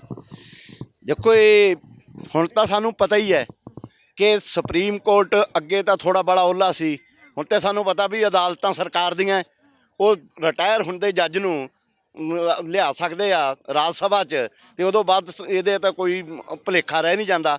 ਅਗਲੀ ਗੱਲ ਹੈ ਕਿ ਲੋਕ ਜਿਹੜੇ ਆ ਨਾ, ਉਹ ਸੰਘਰਸ਼ ਨਾਲ ਜਿੱਤਦੇ ਹੁੰਦੇ ਆ, ਅਦਾਲਤੀ ਫੈਸਲਿਆਂ ਨਾਲ ਨਹੀਂ। ਜੇ ਅੱਜ ਇਹ ਹੋ ਜਾਣਗੇ, ਸਰਕਾਰ ਕੱਲ੍ਹ ਨੂੰ ਫੇਰ ਲਾਏਗੀ। ਲੋਕਾਂ ਦੀ ਲੜਾਈ ਹੈ ਕਿ ਅੱਗੇ ਤੋਂ ਸਰਕਾਰ ਦੇ ਇਹੋ ਜਿਹੇ ਕੰਮਾਂ ਨੂੰ ਪੱਕੇ ਤੌਰ 'ਤੇ ਡੱਕਾ ਲਾਇਆ ਜਾਵੇ। ਮਤਲਬ ਉਹ ਜ਼ਰੂਰਤ ਹੀ ਨਾ ਕਰੇ ਕਿ ਇਹੋ ਜਿਹੇ ਕਾਨੂੰਨ ਜਿਹੜੇ ਸਾਰੇ ਹੀ ਲੋਕਾਂ ਦੇ ਵਿਰੋਧ ਵਿੱਚ ਜਾਂਦੇ ਹੋਣ, ਉਹ ਲਿਆਉਣ ਦਾ ਸੋਚੇ ਵੀ ਨਾ। ਮਤਲਬ ਇਹ ਸਿਰਫ ਇਹਨਾਂ 3 ਕਾਨੂੰਨਾਂ ਦੀ ਲੜਾਈ ਨਹੀਂ ਹੈ, ਇਹ ਜਮਹੂਰੀਅਤ ਨੂੰ ਬਚਾਉਣ ਦੀ ਲੜਾਈ ਹੈ। ਉਸ ਚੀਜ਼ ਨੂੰ ਬਚਾਉਣ ਦੀ ਲੜਾਈ ਹੈ ਜਿਹਦੇ ਲਈ ਸਾਡੇ ਗਦਰੀ ਬਾਬਿਆਂ ਤੋਂ ਲੈ ਕੇ ਭਗਤ ਸਿੰਘ ਹੁਣਾਂ ਤੱਕ ਲੰਮੀ ਸ਼ਹਾਦਤ ਦੀ, ਜਲਿਆਂਵਾਲਾ ਬਾਗ ਹੈ ਸਾਡੇ ਕੋਲ, ਉਹ ਇੱਕ ਲੰਬੀ ਲੜੀ ਹੈ ਸ਼ਹਾਦਤਾਂ ਦੀ। ਤੇ ਉਹ ਜਮਹੂਰੀਅਤ ਬਚਾਉਣ ਦੀ ਜ਼ਰੂਰਤ ਹੈ। ਸਰਕਾਰ ਨੂੰ ਡੱਕਾ ਲਾਉਣ ਦੀ ਜ਼ਰੂਰਤ ਹੈ, ਜਿਹੜਾ ਡੱਕਾ ਕਿ ਪੰਜਾਬੀਆਂ ਨੇ ਲਾਇਆ। ਮੈਂ ਕਹਿੰਦਾ ਹੁੰਦਾ ਕਿ ਮਿਥਿਹਾਸ ਤੋਂ ਚੱਲੀਏ ਤਾਂ ਕਿਸੇ ਵੀ, ਭਾਵੇਂ ਉਹ ਭਗਵਾਨ ਦਾ ਹੀ ਘੋੜਾ ਕਿਉਂ ਨਾ ਹੋਵੇ, ਪੰਜਾਬ ਵਾਲੇ ਫੜਦੇ ਆ। ਤੇ ਇਹ ਘੋੜਾ, ਮੋਦੀ ਦਾ ਘੋੜਾ ਵੀ ਪੰਜਾਬ ਵਾਲਿਆਂ ਫੜਨਾ ਸੀ ਤੇ ਫੜ ਲਿਆ। ਤੇ ਹੁਣ ਪੂਰਾ ਹਿੰਦੁਸਤਾਨ ਉਸ ਫੜੇ ਘੋੜੇ ਨੂੰ ਛੁੱਟ ਨਾ ਜਾਵੇ, ਪੰਜਾਬੀਆਂ ਦੀ ਪਿੱਠ ਤੇ ਖੜਾ ਹੈ। ਸੋ ਇਹ ਲੋਕਾਂ ਦਾ ਸੰਘਰਸ਼ ਹੈ, ਜਿਉਂਦੇ ਰਹਿਣ ਦਾ ਹੱਕ ਲੈਣ ਵਾਸਤੇ, ਆਪਣੀ ਗੱਲ ਕਹਿਣ ਦਾ ਹੱਕ ਲੈਣ ਵਾਸਤੇ, ਇਹ ਦੱਸਣ ਲਈ ਕਿ ਅਸੀਂ ਸਰਕਾਰਾਂ ਕਰਕੇ ਨਹੀਂ ਹੈ, ਸਰਕਾਰਾਂ ਸਾਡੇ ਕਰਕੇ ਆ। ਲੋਕਾਂ ਦੀ ਲੜਾਈ ਉੱਥੋਂ ਤੱਕ ਜਾਣੀ ਚਾਹੀਦੀ ਹੈ ਜਾਂ ਜਾਊਗੀ ਕਿ ਇੱਕ ਕਿਸਾਨ ਆਵੇ ਤੇ ਡੀਸੀ ਉੱਠ ਕੇ ਖੜਾ ਹੋਵੇ ਕੁਰਸੀ ਤੋਂ। ਇਹ ਆ, ਉਹ ਸਰਵੈਂਟ ਹੈ ਸਾਡੇ, ਅਸੀਂ ਉਹਨਾਂ ਨੂੰ ਮਤਲਬ ਸਾਡੇ ਮਾਲਕ ਨਹੀਂ, ਉਹ ਬੌਸ ਨਹੀਂ ਹੈ। ਇਹ ਹੋਣਾ ਚਾਹੀਦਾ ਹੈ ਕਿ ਕੋਈ ਅਫਸਰ ਹੋਵੇ, ਇੱਕ ਸਧਾਰਨ ਨਾਗਰਿਕ ਜਾਵੇ ਤਾਂ ਉਹਨੂੰ ਉੱਠ ਕੇ ਕੁਰਸੀ ਦੇਣੀ ਚਾਹੀਦੀ ਆ। ਸੋ ਇਹ ਲੜਾਈ ਇੱਥੋਂ ਤੱਕ ਜਾਣੀ ਚਾਹੀਦੀ ਆ ਔਰ ਸਾਨੂੰ ਆਸ ਹੈ ਕਿ ਇਹ ਜਾਏਗੀ। ਤੇ ਅੰਤ ਵਿੱਚ ਮੈਂ ਇੱਕ ਮੰਨਣਾ ਕਰਾਂਗੇ ਕਿ ਹੈ ਕੀ, ਅਸੀਂ ਇਹਨੂੰ ਕੀ ਮੰਨਦੇ ਹਾਂ ਕਿ ਇਹ ਯੁੱਧ ਬੰਦੇ ਦੇ ਬੰਦਿਆਂ ਦਾ, ਇਹ ਯੁੱਧ ਲੱਦੀ ਦੇ ਦੁੱਲਿਆਂ ਦਾ, ਵਾਰਸ ਇਹ ਯੁੱਧ ਲੱਦੀ ਦੇ ਦੁੱਲਿਆਂ ਦਾ, ਨਾਨਕ ਰਵਿਦਾਸ ਕਬੀਰ ਸਣੇ ਇਹ ਯੁੱਧ ਵਾਰਸਾਂ ਬੁੱਲਿਆਂ ਦਾ। ਇਹ ਯੁੱਧ ਹੈ ਕੱਚੀਆਂ ਗੜੀਆਂ ਦਾ, ਇਹ ਯੁੱਧ ਕਿਤਾਬਾਂ ਪੜ੍ਹੀਆਂ ਦਾ। ਇਹ ਯੁੱਧ ਹੈ ਕੱਚੀਆਂ ਗੜੀਆਂ ਦਾ, ਇਹ ਯੁੱਧ ਕਿਤਾਬਾਂ ਪੜ੍ਹੀਆਂ ਦਾ। ਹੈ ਸੱਚ ਸਦੀਵੀ ਸਮਿਆਂ ਦਾ ਤੇ ਉਜਰ ਅਗੇਤ ਪਛੇਤ ਦਾ ਏ। ਅਸੀਂ ਮੇਲਾ ਵੇਖਣ ਨਹੀਂ ਆਏ, ਇਹ ਯੁੱਧ ਕਿਲੇ ਤੇ ਖੇਤ ਦਾ ਏ। ਅਸੀਂ ਮੇਲਾ ਵੇਖਣ ਨਹੀਂ ਆਏ, ਇਹ ਯੁੱਧ ਕਿਲੇ ਤੇ ਖੇਤ ਦਾ ਏ। ਸੋ ਇਹ ਯੁੱਧ ਲੋਕ ਯੁੱਧ ਹੈ ਤੇ ਲੋਕਾਂ ਨੇ ਜਿੱਤਣਾ ਹੈ। ਸੋ ਇਹ ਯੁੱਧ ਕਿਲੇ ਤੇ ਖੇਤ ਦਾ ਏ। ਸੋ ਹਾਕਮਾਂ ਵਿਰੁੱਧ ਖੇਤਾਂ ਵਾਲੇ ਡਟੇ ਹੋਏ ਨੇ। ਆਪਾਂ ਫਿਰ ਸੰਘਰਸ਼ ਦੀ ਜਿਹੜੀ ਰੂਪਰੇਖਾ, ਜਿਸ ਤਰ੍ਹਾਂ ਸੰਘਰਸ਼ ਚੱਲ ਰਿਹਾ, ਆਪਾਂ ਉਸ 'ਤੇ ਮੈਡਮ ਸੋਹਲ ਹੋਰਾਂ ਨਾਲ ਗੱਲ ਕਰਦੇ ਹਾਂ। ਡਾਕਟਰ ਸਾਹਿਬ, ਕਿਸ ਤਰ੍ਹਾਂ ਜਿਸ ਤਰ੍ਹਾਂ ਔਰਤਾਂ ਪੰਜਾਬਣਾਂ, ਖਾਸ ਕਰਕੇ ਕਿਸਾਨ ਯੂਨੀਅਨ ਏਕਤਾ ਉਗਰਾਹਾਂ ਵਿੱਚ ਜਿਸ ਤਰ੍ਹਾਂ ਔਰਤਾਂ ਦੀਆਂ ਪੀਲੀਆਂ ਚੁੰਨੀਆਂ ਦੂਰ ਤੱਕ ਨਜ਼ਰ ਆਉਂਦੀਆਂ ਨੇ, ਸਾਡੀਆਂ ਜਿਹੜੀਆਂ ਮਾਵਾਂ ਸਿਰਫ ਕਿਰਤੀਆਂ ਦੀਆਂ ਰੋਟੀਆਂ ਲਾਉਂਦੀਆਂ, ਘਰ ਦੇ ਕੰਮਕਾਰ ਕਰਦੀਆਂ ਸਨ, ਖੇਤ ਬੰਨੇ ਸਾਰੇ ਕੰਮਕਾਰ ਕਰਦੀਆਂ ਸਨ, ਉਹਨਾਂ ਨੂੰ ਹੁਣ ਆ ਕੇ ਦਿੱਲੀ ਦੇ ਬਾਰਡਰ ਤੇ ਬਹਿਣਾ ਪੈ ਗਿਆ। ਤੇ ਉਸ ਤੋਂ ਮਗਰੋਂ ਜਿਸ ਤਰ੍ਹਾਂ ਰਾਜਸਥਾਨ ਅਤੇ ਹਰਿਆਣੇ ਤੋਂ ਔਰਤਾਂ ਟਰੈਕਟਰ ਚਲਾ ਕੇ ਪਹੁੰਚੀਆਂ ਨੇ, ਤੁਸੀਂ ਔਰਤ ਦੀ ਇਸ ਜਿਹੜੀ ਜੁਝਾਰੂ ਜਿਹੜੀ ਸਾਹਮਣੇ ਆਈ ਹੈ, ਉਹਦੀ ਪਰੰਪਰਾ ਜੁਝਾਰੂ ਹੈ ਔਰਤ ਸਾਡੀ, ਪਰ ਜਿਸ ਤਰ੍ਹਾਂ ਹੁਣ ਉਹ ਐ ਸਾਹਮਣੇ ਆਈ ਹੈ ਸਾਮਰ ਤੱਕ, ਇਹਦੇ ਬਾਰੇ ਕੀ ਆਖੋਗੇ? ਮੈਂ ਇਹ ਗੱਲ ਕਹੂੰਗੀ ਕਿ ਜਿਵੇਂ ਸਾਡੇ ਕੋਲੇ ਬਹੁਤ ਇਤਿਹਾਸ ਦੇ ਵਿੱਚ ਬਹੁਤ ਸਾਡੇ ਕੋਲੇ ਇਹੋ ਜਿਹੀਆਂ ਬਹਾਦਰ ਔਰਤਾਂ ਨੇ ਜਿਨ੍ਹਾਂ ਦੀ ਮਿਸਾਲ ਦਿੱਤੀ ਜਾ ਸਕਦੀ ਹੈ। ਮਾਈ ਭਾਗੋ ਸਾਡੇ ਸਾਹਮਣੇ, ਸਾਡਾ ਇਸ ਵੇਲੇ ਅਸੀਂ ਜੇਤੀ ਤਾਂ ਰਹੇ ਹਾਂ ਕਿਉਂਕਿ ਸਾਡੇ ਕੋਲੇ ਗੁਰੂ ਨਾਨਕ ਦੀ ਪਰੰਪਰਾ ਪਈ ਆ। ਸੰਗਤ ਵਾਲੀ ਪੰਗਤ ਵਾਲੀ ਕਹਿੰਦੇ ਆ ਕਿ 20 ਰੁਪਈਏ ਦਾ ਸਾਡਾ ਜਿਹੜਾ ਜੇ ਉਹ ਸੱਚਾ ਸੌਦਾ ਅਜੇ ਤਾਂ ਸਾਡਾ ਉਹੀ ਚੱਲ ਰਿਹਾ, 550 ਸਾਲ ਹੋ ਗਏ। ਸੋ ਇਹ ਜਿਹੜੀ ਪੰਜਾਬੀਆਂ ਦੇ ਵਿੱਚ ਇੱਕ ਖਾਸੀਅਤ ਹੈ, ਔਰਤਾਂ ਵੀ ਕਦੇ ਵੀ ਕਿਸੇ ਮੁਹਾਜ਼ ਤੇ ਪਿੱਛੇ ਨਹੀਂ ਰਹੀਆਂ। ਜੇ ਘਰ ਦੇ ਮਰਦ ਬਾਹਰ ਜਾ ਕੇ ਕੰਮ ਕਰਦੇ ਆ ਤਾਂ ਔਰਤਾਂ ਘਰ ਸੰਭਾਲਦੀਆਂ। ਤੇ ਇਸ ਵੇਲੇ ਵੀ ਜਿਨ੍ਹਾਂ ਘਰਾਂ ਦੇ ਵਿੱਚੋਂ ਬੰਦੇ ਜਿਹੜੇ ਬਾਹਰ ਗਏ ਆ, ਮੁਹਾਜ਼ ਤੇ ਗਏ ਆ, ਉੱਥੇ ਅੰਦੋਲਨ 'ਚ ਨੇ, ਉੱਥੇ ਔਰਤਾਂ ਘਰਾਂ ਦੇ ਖੇਤਾਂ 'ਚ ਦਵਾਈ ਪਾ ਰਹੀਆਂ, ਨੱਕੇ ਮੋੜ ਰਹੀਆਂ, ਔਰ ਉਹ ਸਾਰੇ ਕੰਮ ਜਿਹੜੇ ਉਹਨਾਂ ਦੇ ਨਾਲ ਸਹਿਯੋਗ ਪੂਰਾ ਦੇ ਰਹੀਆਂ। ਔਰ ਇਸੇ ਤਰ੍ਹਾਂ ਜਿਹੜੀ ਸਮਝ ਹੈ ਨਾ, ਇਸ ਵੇਲੇ ਜਿਹੜੀ ਪੰਜਾਬੀਆਂ ਨੂੰ ਸਮਝ ਆ ਗਈ ਗੱਲ ਦੀ, ਕਿ ਉਹ ਨੁਕਤੇ ਸਮਝ ਆ ਗਏ ਕਿ ਸਾਨੂੰ ਇਸ ਤਰ੍ਹਾਂ ਬੈਠਿਆਂ ਨੂੰ ਕੁਝ ਵੀ ਨਹੀਂ ਮਿਲਣਾ, ਤੇ ਜੇ ਹੁਣ ਨਾ ਲੜੇ ਤੇ ਫਿਰ ਕਦੇ ਵੀ ਨਹੀਂ, ਫਿਰ ਅਸੀਂ ਸਾਡੇ ਕੋਲੇ ਕੋਈ ਸਾਧਨ ਵੀ ਨਹੀਂ ਰਹਿ ਜਾਣੇ। ਸੋ ਇਹਨੂੰ ਲੁੱਟਿਆ ਹੈ। ਮੈਨੂੰ ਲੱਗਦਾ ਕਿ ਇਹਦੇ ਨਾਲ ਸਮਾਜ 'ਚ ਬਦਲਾਵ ਆਊਗਾ। ਹਰ ਬੰਦਾ, ਹਰ ਬੱਚਾ ਆਪਣਾ ਹੱਕ ਜਿਹੜਾ ਉਹ ਮੰਗੂਗਾ। ਇਹ ਸਿਰਫ ਉੱਥੇ ਤੱਕ ਹੀ ਨਹੀਂ ਗਏ, ਤੇ ਬੜੇ ਲੰਬੇ ਸਿੱਟੇ ਆਉਣਗੇ। ਔਰ ਮੈਨੂੰ ਲੱਗਦਾ ਕਿ ਅਗਲੀ ਜਿਹੜੀ ਸਰਕਾਰ ਬਣੂਗੀ ਪੰਜਾਬ ਦੇ ਵਿੱਚ, ਉਹਦੇ ਤੇ ਵੀ ਇਹਦਾ ਅਸਰ ਹੋਊਗਾ। ਜਿਹੜੇ ਲੋਕ ਕਿਸਾਨੀ ਨਾਲ ਨੇ, ਹੱਕਾਂ ਨਾਲ ਨੇ, ਲੜ ਰਹੇ ਨੇ, ਉਹ ਹੀ ਕਾਮਯਾਬ ਹੋਣਗੇ। ਔਰ ਇਸ ਗੱਲ ਦੀ ਖੁਸ਼ੀ ਹੈ ਕਿ ਸਾਡੇ ਨੌਜਵਾਨ ਬੱਚੇ ਬੱਚੀਆਂ ਬਹੁਤ ਅੱਗੇ ਜਾਂਦੇ ਨੇ, ਉਹ ਲੜ ਰਹੇ ਨੇ। ਸੋਸ਼ਲ ਮੀਡੀਆ ਨਾਲ ਉਹਨਾਂ ਨੇ ਗੋਦੀ ਮੀਡੀਆ ਨੂੰ ਨਕਾਰ ਦਿੱਤਾ। ਹੁਣ ਤੁਸੀਂ ਇਸ ਵੇਲੇ ਇੱਥੇ ਕਵਰਿੰਗ ਕਰ ਰਹੇ ਹੋ, ਔਰ ਇਹ ਤੁਹਾਡੇ ਚੈਨਲ ਦੀ ਵੀ ਬਹਾਦਰੀ ਹੈ ਕਿ ਤੁਸੀਂ ਸਾਰਿਆਂ ਨੂੰ, ਆਮ ਲੋਕਾਂ ਨੂੰ ਵੀ ਸੁਣਦੇ ਹੋ, ਉਹਨਾਂ ਦੀ ਗੱਲ ਕਰਦੇ ਹੋ। ਸੋ ਇੱਕ ਪੱਖੀ ਨਹੀਂ, ਮਤਲਬ ਲੋਕ ਪੱਖੀ ਜਿਹੜੀ ਗੱਲ ਤੁਹਾਡੇ ਚੈਨਲ ਰਾਹੀਂ ਹੁੰਦੀ ਹੈ, ਉਸ ਲਈ ਮੈਂ ਤੁਹਾਨੂੰ ਵਧਾਈ ਵੀ ਦੇਵਾਂਗੀ। ਸੋ ਔਰਤਾਂ ਦਾ ਕਿਤੇ ਵੀ ਰੋਲ ਘੱਟ ਨਹੀਂ ਹੈ, ਚਾਹੇ ਉਹ ਖੇਤੀ ਹੈ, ਚਾਹੇ ਉਹ ਕੰਮਕਾਰ ਹੈ, ਚਾਹੇ ਉਹ ਬੱਚੇ ਪਾਲਣਾ ਹੈ, ਜਾਂ ਮੁਹਾਜ਼ ਤੇ ਲੜਨਾ ਵੀ। ਸੋ ਇੱਕ ਗੱਲ ਹੋਰ ਪੰਜਾਬੀਆਂ ਦੀ ਮੈਨੂੰ ਬੜੀ ਵਧੀਆ ਲੱਗਦੀ, ਉਹ ਇਹ ਹੈ ਕਿ ਇਹ ਡਰਦੇ ਨਹੀਂ, ਮੌਤ ਤੋਂ ਵੀ ਨਹੀਂ ਡਰਦੇ। ਸੋ ਹਰ ਬੰਦਾ ਜਿਹੜਾ ਚਾਹੁੰਦਾ ਹੈ, ਹਰ ਬੰਦਾ ਜਦੋਂ ਇੱਥੋਂ ਤੁਰਦਾ ਹੈ ਨਾ, ਤੁਸੀਂ ਔਰਤਾਂ ਦਾ ਵੀ ਸੁਣ ਲਓ, 80 ਸਾਲ ਦੀ ਹੈ, ਅਸੀਂ ਸ਼ਹੀਦ ਹੋਵਾਂਗੇ, ਅਸੀਂ ਲੜਾਂਗੇ, ਅਸੀਂ ਮਰਾਂਗੇ, ਜਾਂ ਲੜਾਂਗੇ ਜਾਂ ਮਰਾਂਗੇ। ਸੋ ਇਸ ਤੋਂ ਘੱਟ ਕੋਈ ਗੱਲ ਨਹੀਂ। ਤੇ ਜਿਹਨੂੰ ਮੌਤ ਤੋਂ ਹੀ ਨਹੀਂ ਡਰ ਲੱਗਦਾ, ਮੈਨੂੰ ਲੱਗਦਾ ਉਹਨੂੰ ਕੌਣ ਡਰਾ ਲੂਗਾ? ਸਰਕਾਰਾਂ ਦੀ ਤਾਂ ਕੀ ਔਕਾਤ ਆ, ਜਾਂ ਸੈਂਟਰ ਸਰਕਾਰ ਦੀ ਕੀ ਔਕਾਤ ਆ ਕਿ ਉਹ ਡਰਾ ਲੂਗੀ ਪੰਜਾਬੀਆਂ ਨੂੰ? ਸੋ ਇਹ ਮੌਤ ਨੂੰ ਆਪਣੇ ਜਿਹੜਾ ਨਾ ਪਿੱਛੇ ਲੈ ਕੇ ਤੁਰਦੇ ਨੇ, ਅੱਗੇ ਵੀ ਨਹੀਂ ਆ। ਸੋ ਇਹ ਬਹਾਦਰ ਕੌਮ ਹੈ, ਇਹਦੇ ਨਾਲ ਪੰਗਾ ਲੈਣਾ ਹਮੇਸ਼ਾ ਹੀ ਜਿਹੜਾ ਹੈਗਾ ਨੁਕਸਾਨਦਾਇਕ ਹੁੰਦਾ। ਸੋ ਹੁਣ ਇਸ ਵੇਲੇ ਪਰ ਇਹ ਚੰਗੀ ਗੱਲ ਆ ਕਿ ਅਸੀਂ ਜਾਗੇ ਜ਼ਰੂਰ ਆ। ਲੇਖਕ ਹੋ ਗਏ, ਪੱਤਰਕਾਰ ਹੋ ਗਏ, ਜਾਂ ਹੋਰ ਆਮ ਜਨਤਾ, ਬੱਚੇ ਤੋਂ ਲੈ ਕੇ ਹਰ ਇੱਕ ਦੇ ਅੰਦਰ ਜਿਹੜਾ ਜਜ਼ਬਾ ਪੈਦਾ ਹੋਇਆ, ਮੈਂ ਤੇ ਉਸ ਜਜ਼ਬੇ ਨੂੰ ਸਲਾਮ ਕਰਦੀ ਹਾਂ। ਔਰ ਉਹ ਇੱਕ ਪੈਰ, ਇੱਕ ਕਦਮ ਜਿਹੜਾ ਉਸ ਰਾਹ ਤੇ ਤੁਰਦਾ, ਉਹ ਮੈਨੂੰ ਤੇ ਲੱਗਦਾ ਹੈ ਮੱਕਾ ਮਦੀਨਾ ਆ, ਉਹੀ ਦਰਬਾਰ ਸਾਹਿਬ ਹੈ, ਉੱਥੇ ਜਾਣਾ ਹੀ ਆਪਣੇ ਆਪ ਦੇ ਵਿੱਚ ਇੱਕ ਬਹੁਤ ਵੱਡਾ ਕਾਰਜ ਹੈ। ਸੋ ਮੈਂ ਉਸ ਨੂੰ ਸਲਾਮ ਕਰਦੀ ਹਾਂ। ਸੋ ਜਿਸ ਤਰ੍ਹਾਂ ਸੰਘਰਸ਼ ਚੱਲ ਰਿਹਾ ਹੈ, ਉਹ ਵਾਕਿਆ ਹੀ ਸਲਾਮ ਕਰਨਯੋਗ ਹੈ। ਤੇ ਜਿਸ ਤਰ੍ਹਾਂ ਔਰਤਾਂ ਇਸ ਸੰਘਰਸ਼ ਵਿੱਚ ਜੁਝਾਰੂ ਅੰਦਾਜ਼ ਵਿੱਚ ਅੱਗੇ ਆਈਆਂ ਹਨ, ਤਾਂ ਲੱਗਦਾ ਹੈ ਕਿ ਸਮਾਜਿਕ ਸਾਵਾਂਪਣ ਵਧੇਗਾ, ਅਸਾਵਾਂਪਣ ਘਟੇਗਾ। ਤੇ ਆਪਾਂ ਡਾਕਟਰ ਸਿਰਸਾ ਨੂੰ ਆਖਰੀ ਸਵਾਲ ਪੁੱਛਦੇ ਹਾਂ ਕਰਦੇ ਹਾਂ ਡਾਕਟਰ ਸਾਹਿਬ, ਕਿਸ ਤਰ੍ਹਾਂ ਹੁਣ ਲੇਖਕ ਲੋਕ ਹੋਰ ਕਿਸ ਤਰ੍ਹਾਂ ਯੋਗਦਾਨ ਪਾਉਣਗੇ, ਤੇ ਤੁਸੀਂ ਜਿਸ ਤਰ੍ਹਾਂ, ਕਿਉਂਕਿ ਪ੍ਰੋਗਰੈਸਿਵ ਜਿਹੜਾ ਲੇਖਕ ਸੰਘ ਹੈ ਇਹ ਤਾਂ ਪੂਰੇ ਮੁਲਕ ਦਾ ਆ, ਤੇ ਵੱਖ-ਵੱਖ ਸੂਬਿਆਂ ਦੇ ਲੇਖਕਾਂ ਨਾਲ ਤਾਲਮੇਲ ਕਰਕੇ ਤੁਸੀਂ ਇਸ ਸੰਘਰਸ਼ ਵਿੱਚ ਇਸ ਤਰ੍ਹਾਂ ਦਾ ਯੋਗਦਾਨ ਕਿਸ ਤਰ੍ਹਾਂ ਹੋਰ ਕਿਵੇਂ ਪਾ ਰਹੇ ਹੋ? ਕਿਸਾਨਾਂ ਨੇ ਹਿੰਦੁਸਤਾਨ ਦਾ ਮੰਜ਼ਰ ਬਦਲਿਆ ਆ, ਅਸੀਂ ਹਿੰਦੁਸਤਾਨ ਦਾ ਮਿਜਾਜ ਬਦਲਾਂਗੇ। ਮੈਂ ਆਪਣੀ ਗੱਲ ਫਿਰ ਦੁਹਰਾ ਦਿਆਂ, ਕਿਸਾਨਾਂ ਨੇ ਹਿੰਦੁਸਤਾਨ ਦਾ ਮੰਜ਼ਰ ਬਦਲਿਆ ਤੇ ਲੇਖਕ ਹਿੰਦੁਸਤਾਨ ਦਾ ਮਿਜਾਜ ਬਦਲਣਗੇ। ਅੱਜ ਮੇਰੀਆਂ ਮਾਈਆਂ ਜਿਹੜੀਆਂ ਟਿਕਰੀ ਬਾਰਡਰ ਤੇ ਬੈਠੀਆਂ ਨੇ, ਸਿੰਘੂ ਬਾਰਡਰ ਤੇ ਬੈਠੀਆਂ ਨੇ, ਉਹ ਇੰਨੀਆਂ ਦ੍ਰਿੜ ਨੇ ਕਿ ਉਹਨਾਂ ਨੂੰ ਦੇਖ ਕੇ ਲੱਦੀ ਚੇਤੇ ਆਉਂਦੀ ਆ, ਉਹਨਾਂ ਨੂੰ ਦੇਖ ਕੇ ਉਹ ਗੁਜਰੀ ਚੇਤੇ ਆਉਂਦੀ ਹੈ, ਜਿਸ ਗੁਜਰੀ ਨੇ ਨਿਜ਼ਾਮਦੀਨ ਦਾ ਦੁੱਲੇ ਨੂੰ ਫੜਨ ਗਿਆ ਸੀ। ਨਿਜ਼ਾਮਦੀਨ ਜਾ ਕੇ ਉਸ ਇਲਾਕੇ 'ਚ ਉਹਨੇ ਬੜੀ ਦਹਿਸ਼ਤ ਮਚਾਈ, ਦੁੱਲਾ ਹੈ ਨਹੀਂ ਸੀ। ਨਿਜ਼ਾਮਦੀਨ ਦੇ ਕੋਲ ਦੀ ਇੱਕ ਗੁਜਰੀ ਲੰਘੀ ਇਹ ਦੇਖਣ ਲਈ ਕਿ ਮੈਂ ਵੇਖਾਂ ਕਿੱਦਾਂ ਕਿਦਰਵਾਣਾ ਆ। ਉਹਨੇ ਗੁਜਰੀ ਦੀ ਮਟਕੀ 'ਚ ਉਂਗਲ ਪਾ ਕੇ ਦੇਖੀ ਕਿ ਮੈਂ ਦਹੀਂ ਲੈਣੀ ਆ, ਉਹਨੇ ਗੁੱਟ ਫੜ ਲਿਆ, ਬੀਣੀ ਫੜ ਲਈ। ਨਿਜ਼ਾਮਦੀਨ ਨੇ ਸਾਰਾ ਜ਼ੋਰ ਲਾਇਆ, ਉਹ ਤੋਂ ਬੀੜੀ ਨਹੀਂ ਛਡਾਈ ਗਈ।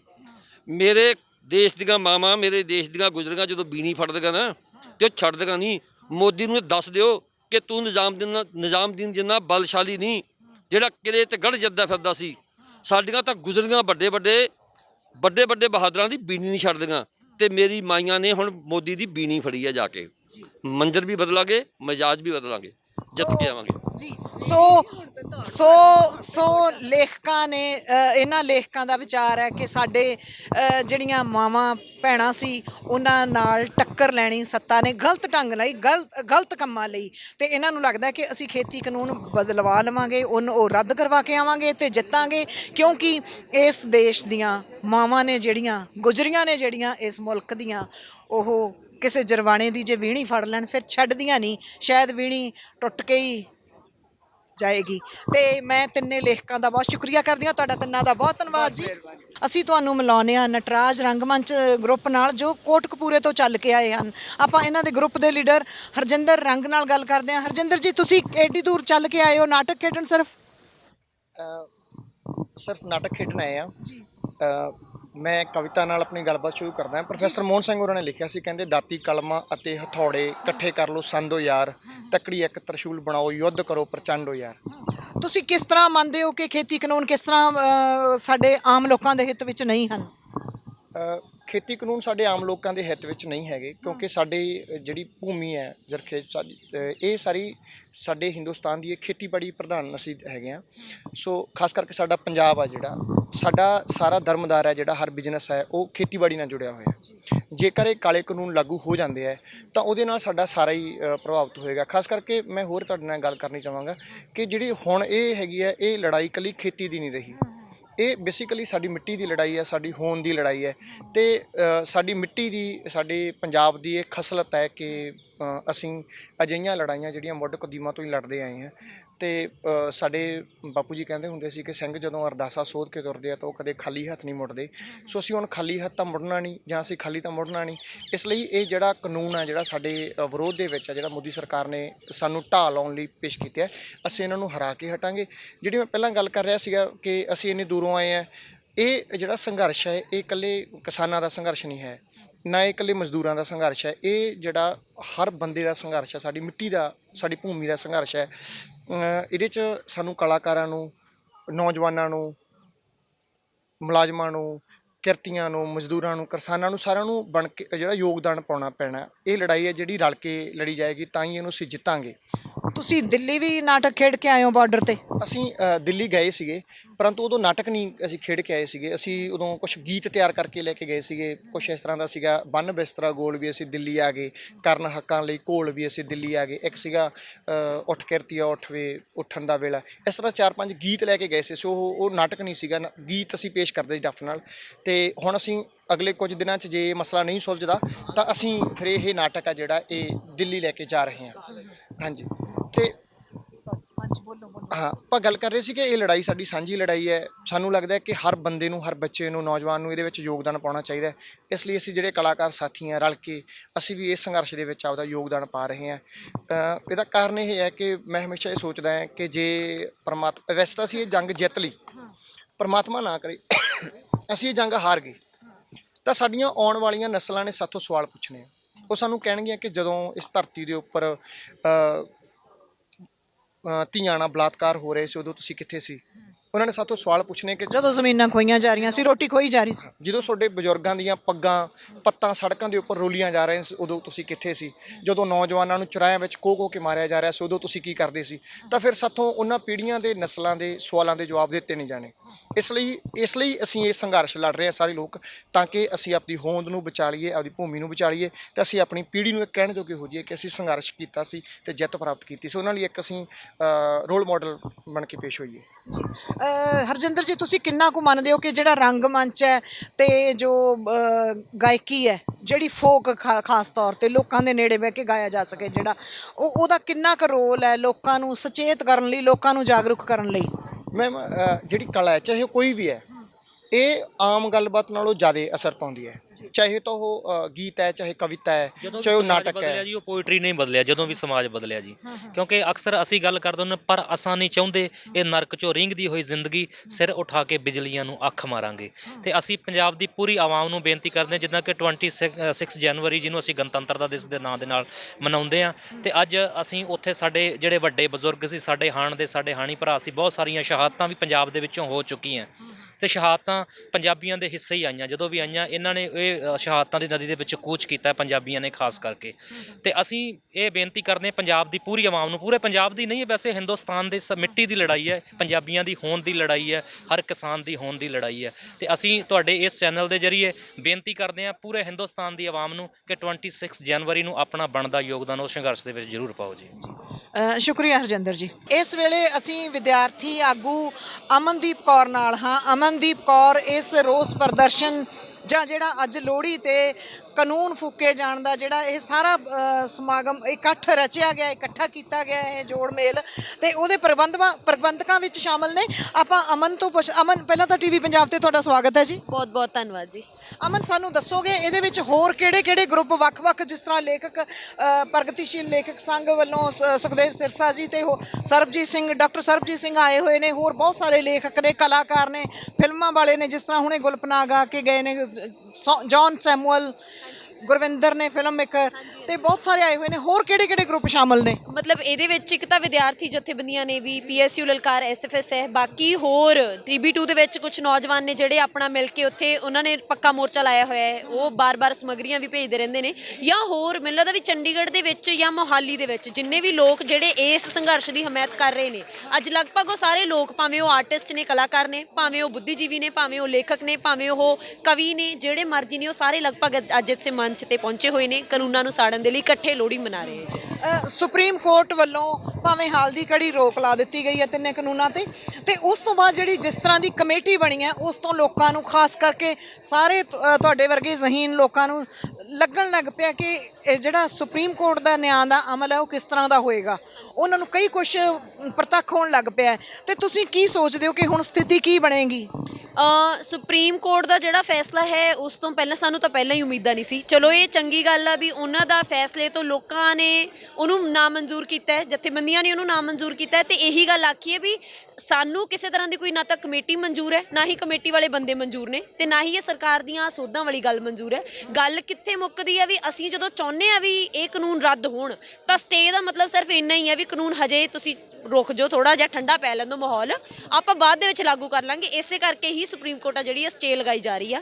ਤਾਂ ਇਸ ਕਰਕੇ ਇਹਦੀ ਕੋਈ ਮਨਜ਼ੂਰੀ ਕਿਸੇ ਲੋਕਾਂ ਦੇ ਵੱਲੋਂ ਨਹੀਂ। ਸੰਘਰਸ਼ ਇਸੇ ਤਰ੍ਹਾਂ ਚੱਲ ਰਿਹਾ, ਚੱਲਦਾ ਰਹੇਗਾ। ਸਗੋਂ ਦੀ ਮੈਨੂੰ ਲੱਗਦਾ ਇਸ ਤੋਂ ਬਾਅਦ ਹੋਰ ਭਖੂਗਾ, ਕਿਉਂਕਿ ਕਈ ਲੋਕਾਂ ਦੇ ਮਨਾਂ ਦੇ ਵਿੱਚ ਵਹਿਮ ਸੀ ਵੀ ਸ਼ਾਇਦ ਸੁਪਰੀਮ ਕੋਰਟ ਵੱਲੋਂ ਕੋਈ ਚੰਗਾ ਫੈਸਲਾ ਆਵੇਗਾ। ਉਹਨਾਂ ਦੇ ਵਹਿਮ ਵੀ ਟੁੱਟੇ ਨੇ। ਤਾਂ ਹੁਣ ਇਹ ਸੰਘਰਸ਼ ਆ ਜਿਹੜਾ ਉਹ ਤਿੱਖੇ ਰੂਪ ਜ਼ਰੂਰ ਲਵੇਗਾ। ਤੁਹਾਨੂੰ ਲੱਗਦਾ ਕਿ ਸਰਕਾਰ, ਜਿਸ ਤਰ੍ਹਾਂ ਪਹਿਲਾਂ ਕਿਸਾਨਾਂ ਦੀ ਲੜਾਈ ਸਰਕਾਰ ਵਰਸਸ ਕਿਸਾਨ ਵਰਸਸ ਸਰਕਾਰ ਸੀ, ਤੇ ਹੁਣ ਸਰਕਾਰ ਹੈ ਜਿਹੜੀ ਕੇਂਦਰ ਵਾਲੀ, ਉਹ ਸਫਲ ਹੋ ਗਈ ਹੈ, ਅਦਾਲਤ ਨੂੰ ਦੇ ਦਿੱਤਾ ਉਹਨਾਂ ਨੇ, ਅਦਾਲਤ ਦਾ ਵਿੱਚ ਪਹੁੰਚਾ ਦਿੱਤਾ ਹੈ ਮਸਲਾ, ਅਤੇ ਕਿਸਾਨ ਕਹਿੰਦੇ ਨੇ ਕਿ ਕਿਉਂਕਿ ਇਹ ਸੈਂਟਰ ਦਾ ਰਾਈਟ ਹੀ ਨਹੀਂ ਹੈਗਾ, ਖੇਤੀ ਦਾ ਮਸਲਾ ਜਾਂ ਖੇਤੀ ਬਾਰੇ ਕਾਨੂੰਨ ਲਿਆਉਣੇ ਕੇਂਦਰ ਦਾ ਹੀ ਨਹੀਂ ਹੱਥ ਵਸ ਨਹੀਂ ਹੈਗਾ, ਕਿ ਇਹ ਸੂਬਿਆਂ ਦੀ ਲਿਸਟ ਵਿੱਚ ਸ਼ਾਮਲ ਨੇ, ਇਹ ਸੂਬਿਆਂ ਦੇ ਮਸਲੇ ਨੇ।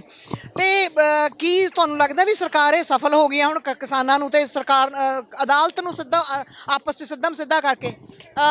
ਇਹਨਾਂ ਨੇ ਪੱਤਾ ਤਾਂ ਇਸੇ ਤਰ੍ਹਾਂ ਹੀ ਖੇਡਿਆ ਵੀ ਜਦੋਂ ਹੁਣ 8 ਗੇੜਾਂ ਦੀ ਗੱਲਬਾਤ ਹੋ ਗਈ, ਗੱਲਬਾਤ ਦਾ ਕੋਈ ਸਿੱਟਾ ਨਹੀਂ ਨਿਕਲਦਾ। ਸਰਕਾਰ ਆ ਜਿਹੜੀ ਉਹ ਹਰ ਤਰ੍ਹਾਂ ਦੇ ਹਰ ਹੀਲੇ ਅਪਣਾ ਕੇ ਦੇਖ ਲਏ ਉਹਨਾਂ ਨੇ, ਆਪਦੇ ਬੰਦੇ ਏਜੰਟ ਵੀ ਅੰਦਰ ਵਾੜ ਕੇ ਦੇਖ ਲਏ, ਤਰ੍ਹਾਂ ਤਰ੍ਹਾਂ ਦੇ ਟੈਗ ਮੜ ਕੇ ਵੀ ਦੇਖ ਲਏ, ਰਾਹਾਂ 'ਚ ਰੋਕਾਂ ਪੁਲਿਸ ਫੌਜ ਦਾ ਡਰ ਵੀ ਪੈਦਾ ਕਰਕੇ ਦੇਖ ਲਿਆ। ਪਰ ਜਦੋਂ ਕੋਈ ਗੱਲ ਨਹੀਂ ਬਣਦੀ ਤਾਂ ਫਿਰ ਇਹ ਜਿਹੀਆਂ ਜਿਹੜੇ ਹੱਥਕੰਡੇ ਨੇ ਉਹ ਅਪਣਾਏ ਜਾਂਦੇ ਨੇ ਵੀ ਚਲੋ ਸੁਪਰੀਮ ਕੋਰਟ ਨੂੰ ਮੂਹਰੇ ਕਰ ਦਿਓ। ਇੱਕ ਤਾਂ ਸਰਕਾਰ ਥੋੜੀ ਜਿਹੀ ਰੈਲੀ ਪੈ ਜਾਂਦੀ ਆ ਵੀ ਉਹਦੇ ਤੋਂ ਪ੍ਰੈਸ਼ਰ ਘਟ ਜਾਂਦਾ ਵਾ ਵੀ ਸਾਡਾ ਜਿਹੜੀ ਦਿੱਖ ਲਗਾਤਾਰ ਲੋਕਾਂ ਵਿੱਚ ਜਾਰੀ ਹੈ ਵੀ ਇਹ ਬਹੁਤ ਬੁਰੇ ਨੇ ਤਾਂ ਇਹਨੂੰ ਹਟਾਈਏ। ਦੂਸਰੀ ਗੱਲ ਇਹ ਹੈ ਵੀ ਇਹ ਕਾਨੂੰਨ ਜਿਵੇਂ ਤੁਸੀਂ ਕਿਹਾ ਵੀ ਇਹ ਸੂਬਿਆਂ ਦੀ ਖੁਦਮੁਖਤਿਆਰੀ ਦੇ ਉੱਤੇ ਇੱਕ ਵੱਡਾ ਹਮਲਾ ਹੈ। ਇਹ ਸੁਪਰੀਮ ਕੋਰਟ ਜਿਹੜਾ ਫੈਸਲੇ ਸੁਣਾਉਂਦਾ ਵੀ ਇਹ ਕਾਨੂੰਨਾਂ ਤੇ ਸਟੇ ਲਾਈ ਜਾਵੇ, ਉਹਨੂੰ ਸਭ ਤੋਂ ਪਹਿਲਾਂ ਉਹੀ ਸੰਵਿਧਾਨ ਚੱਕ ਕੇ ਪੜ੍ਹ ਕੇ ਦੇਖ ਲਵੇ ਹੋਈ ਨਹੀਂ ਵੀ ਇਹਦੇ ਵਿੱਚ ਜਦੋਂ ਹੈ ਹੀ ਨਹੀਂ ਕੇਂਦਰ ਦੇ ਹੱਥ ਦੇ ਵਿੱਚ ਵੀ ਉਹ ਕਾਨੂੰਨ ਕਿਸੇ ਤਰ੍ਹਾਂ ਬਣਾ ਸਕਦੇ ਆ ਤਾਂ ਤੁਸੀਂ ਪਹਿਲਾਂ ਹੀ ਤੁਹਾਨੂੰ ਇਹ ਕਹਿਣਾ ਚਾਹੀਦਾ ਸੀ ਵੀ ਇਹ ਕਾਨੂੰਨ ਹੀ ਗਲਤ ਨੇ। ਕਿਉਂਕਿ ਸੁਪਰੀਮ ਕੋਰਟ ਸਰਕਾਰ ਦੀ ਗੋਦੀ 'ਚ ਬੈਠਾ, ਉਹ ਸਰਕਾਰ ਦੀ ਹੀ ਬੋਲੀ ਬੋਲ ਰਿਹਾ। ਇਸ ਕਰਕੇ ਅਸੀਂ ਸੁਪਰੀਮ ਕੋਰਟ ਤੋਂ ਉਮੀਦਾਂ ਨਹੀਂ ਰੱਖਦੇ। ਇਹ ਸਰਕਾਰ ਸਫਲ ਨਹੀਂ ਹੋਈ ਸਗੋਂ ਦੀ। ਹੁਣ ਸਰਕਾਰ ਦੇ ਪ੍ਰਤੀ, ਸੁਪਰੀਮ ਕੋਰਟ ਦੇ ਪ੍ਰਤੀ ਇੱਕ ਹੋਰ ਰੁਖ ਲੋਕਾਂ ਦਾ ਮੈਨੂੰ ਲੱਗਦਾ ਤਿੱਖਾ ਹੋਊਗਾ। ਉਹਨਾਂ ਨੂੰ ਸਮਝ ਆ ਗਿਆ ਵੀ ਸੁਪਰੀਮ ਕੋਰਟ ਸਿਰਫ ਤੇ ਸਿਰਫ ਇੱਕ ਬਾਂਹ ਵਾ ਸਰਕਾਰ ਦੀ, ਜਿਹਨੂੰ ਜਦੋਂ ਉਹ ਚਾਹੋ ਉਹ ਵਰਤਣ ਲੱਗ ਜਾਂਦੇ ਨੇ। ਤੇ ਹੁਣ ਇਹ ਨਹੀਂ ਹੋਏਗਾ ਕਿ ਕਿਸਾਨਾਂ ਨੂੰ ਹੁਣ ਹੋਰ ਤਰ੍ਹਾਂ ਬਦਨਾਮ ਕੀਤਾ ਜਾਏਗਾ ਕਿ ਇਹ ਤਾਂ ਕਿਸੇ ਦੀ ਵੀ ਨਹੀਂ ਸੁਣਦੇ। ਹੁਣ ਤਾਈਂ ਸਰਕਾਰ ਨੇ ਇਹ ਤਹਈਆ ਰੱਖਿਆ ਕਿ ਉਹ ਇਹ ਸਾਬਤ ਕਰਨ ਦੀ ਯਤਨ 'ਚ ਰਹੀ ਹੈ। ਵੈਸੇ ਤਾਂ ਵੱਖੋ ਵੱਖਰੇ ਟੈਗ ਵੀ ਲਾਏ ਜਾਂਦੇ ਰਹੇ। ਉਸ ਤੋਂ ਬਾਅਦ ਸਰਕਾਰ ਦਾ ਇਹ ਵੀ ਲਗਾਤਾਰ ਮੰਤਵ ਰਿਹਾ, ਮਨਸ਼ਾ ਰਿਹਾ ਕਿ ਇਹ ਕਿਹਾ ਜਾਵੇ ਕਿ ਦੇਖੋ ਕਿਸਾਨ ਕਿੰਨੇ ਜਿੱਦੀ ਨੇ, ਕਿਵੇਂ ਅੜੇ ਹੋਏ ਨੇ। ਅਸੀਂ ਤਾਂ ਹਰ ਵਾਰ ਗੱਲਬਾਤ ਦਾ ਸੱਦਾ ਦਿੰਦੇ ਹਾਂ ਤੇ ਅਸੀਂ ਤਾਂ ਹਰ ਤਰ੍ਹਾਂ ਦੀਆਂ ਸੋਧਾਂ ਲਈ ਤਿਆਰ ਹਾਂ। ਤੇ ਹੁਣ ਕੀ ਉਹ ਇਹ ਨਹੀਂ ਹੋਏਗਾ ਕਿ ਕਿਸਾਨ ਤਾਂ ਦੇਖੋ ਅਦਾਲਤ ਦੀ ਵੀ ਨਹੀਂ ਸੁਣਦੇ, ਕੰਟੈਂਪਟ ਦਾ ਉਹ ਮੁੱਦਾ ਉਠਾਉਣਗੇ? ਮੈਨੂੰ ਲੱਗਦਾ ਵੀ ਬਹੁਤ ਹਜੇ ਕੁਛ ਸਰਕਾਰ ਨੇ ਚਾਲਾਂ ਚੱਲਣੀਆਂ ਨੇ, ਬਹੁਤ ਤਰ੍ਹਾਂ ਦੀਆਂ ਚਾਲਾਂ ਹਜੇ ਸਾਹਮਣੇ ਨੇ। ਕਿਉਂਕਿ ਅੱਜ ਕਈਆਂ ਨੂੰ ਲੱਗਦਾ ਵੀ ਸ਼ਾਇਦ ਮੋਦੀ ਜ਼ਿੱਦ ਕਰ ਰਿਹਾ, ਇਸ ਜ਼ਿੱਦ ਤੇ ਸਰਕਾਰ ਅੜੀ ਹੋਈ ਹੈ ਵੀ ਜਿਹੜਾ ਪਿੱਛੇ ਨਹੀਂ ਹਟ ਰਹੀ। ਪਰ ਗੱਲ ਇੱਕ ਉਹਦੀ ਵੀ ਹੈ ਵੀ ਇਹ ਸਰਕਾਰ ਨੇ ਪਿਛਲੇ 7 ਸਾਲਾਂ ਦੇ ਵਿੱਚ ਜਿਹੜਾ ਅਕਸ ਲੋਕਾਂ ਦੇ ਵਿੱਚ ਬਣਾਇਆ ਵੀ ਮੋਦੀ ਨੇ ਜਿਹੜਾ ਕਹਿ ਤਾ ਆਪਦੀ ਗੱਲ ਤੋਂ ਪਿੱਛੇ ਨਹੀਂ ਹਟਦਾ ਕਦੇ ਵੀ। ਜੇ ਅੱਜ ਉਹ ਇਹ ਫੈਸਲਾ ਵਾਪਸ ਲੈਂਦੇ ਤਾਂ ਆਉਣ ਵਾਲੇ ਦਿਨਾਂ ਦੇ ਵਿੱਚ ਉਹਨਾਂ ਨੇ CNRC ਲਾਗੂ ਕਰਨਾ, ਉਹਨਾਂ ਨੇ ਹੋਰ ਬਥੇਰੇ ਕਿਰਤ ਕਾਨੂੰਨਾਂ ਸੋਧਾਂ ਆਈਆਂ ਨੇ, ਬਿਜਲੀ ਬਿੱਲ, ਇਹ ਸਾਰੀਆਂ ਜਿਹੜੀਆਂ ਚੀਜ਼ਾਂ ਨੇ ਇਹਨਾਂ ਨੂੰ ਲੈ ਕੇ ਫਿਰ ਲੋਕ ਫੇਰ ਸੜਕਾਂ ਤੇ ਆਇਆ ਕਰਨਗੇ। ਫਿਰ ਉਹ ਮੋਦੀ ਦੀ ਉਹ ਪਛਾਣ ਨਹੀਂ ਰਹਿ ਜਾਣੀ ਵੀ ਭਾਈ ਹਾਂ ਇਹ ਬੰਦਾ ਜਿਹੜੀ ਇਹ ਗੱਲ ਇਹਨੇ ਕਹਿਤੀ, ਇਹ 56 ਇੰਚ ਦਾ ਸੀਨਾ ਹੈ, ਇਹ ਵਾਪਸ ਨਹੀਂ ਹਟਦਾ।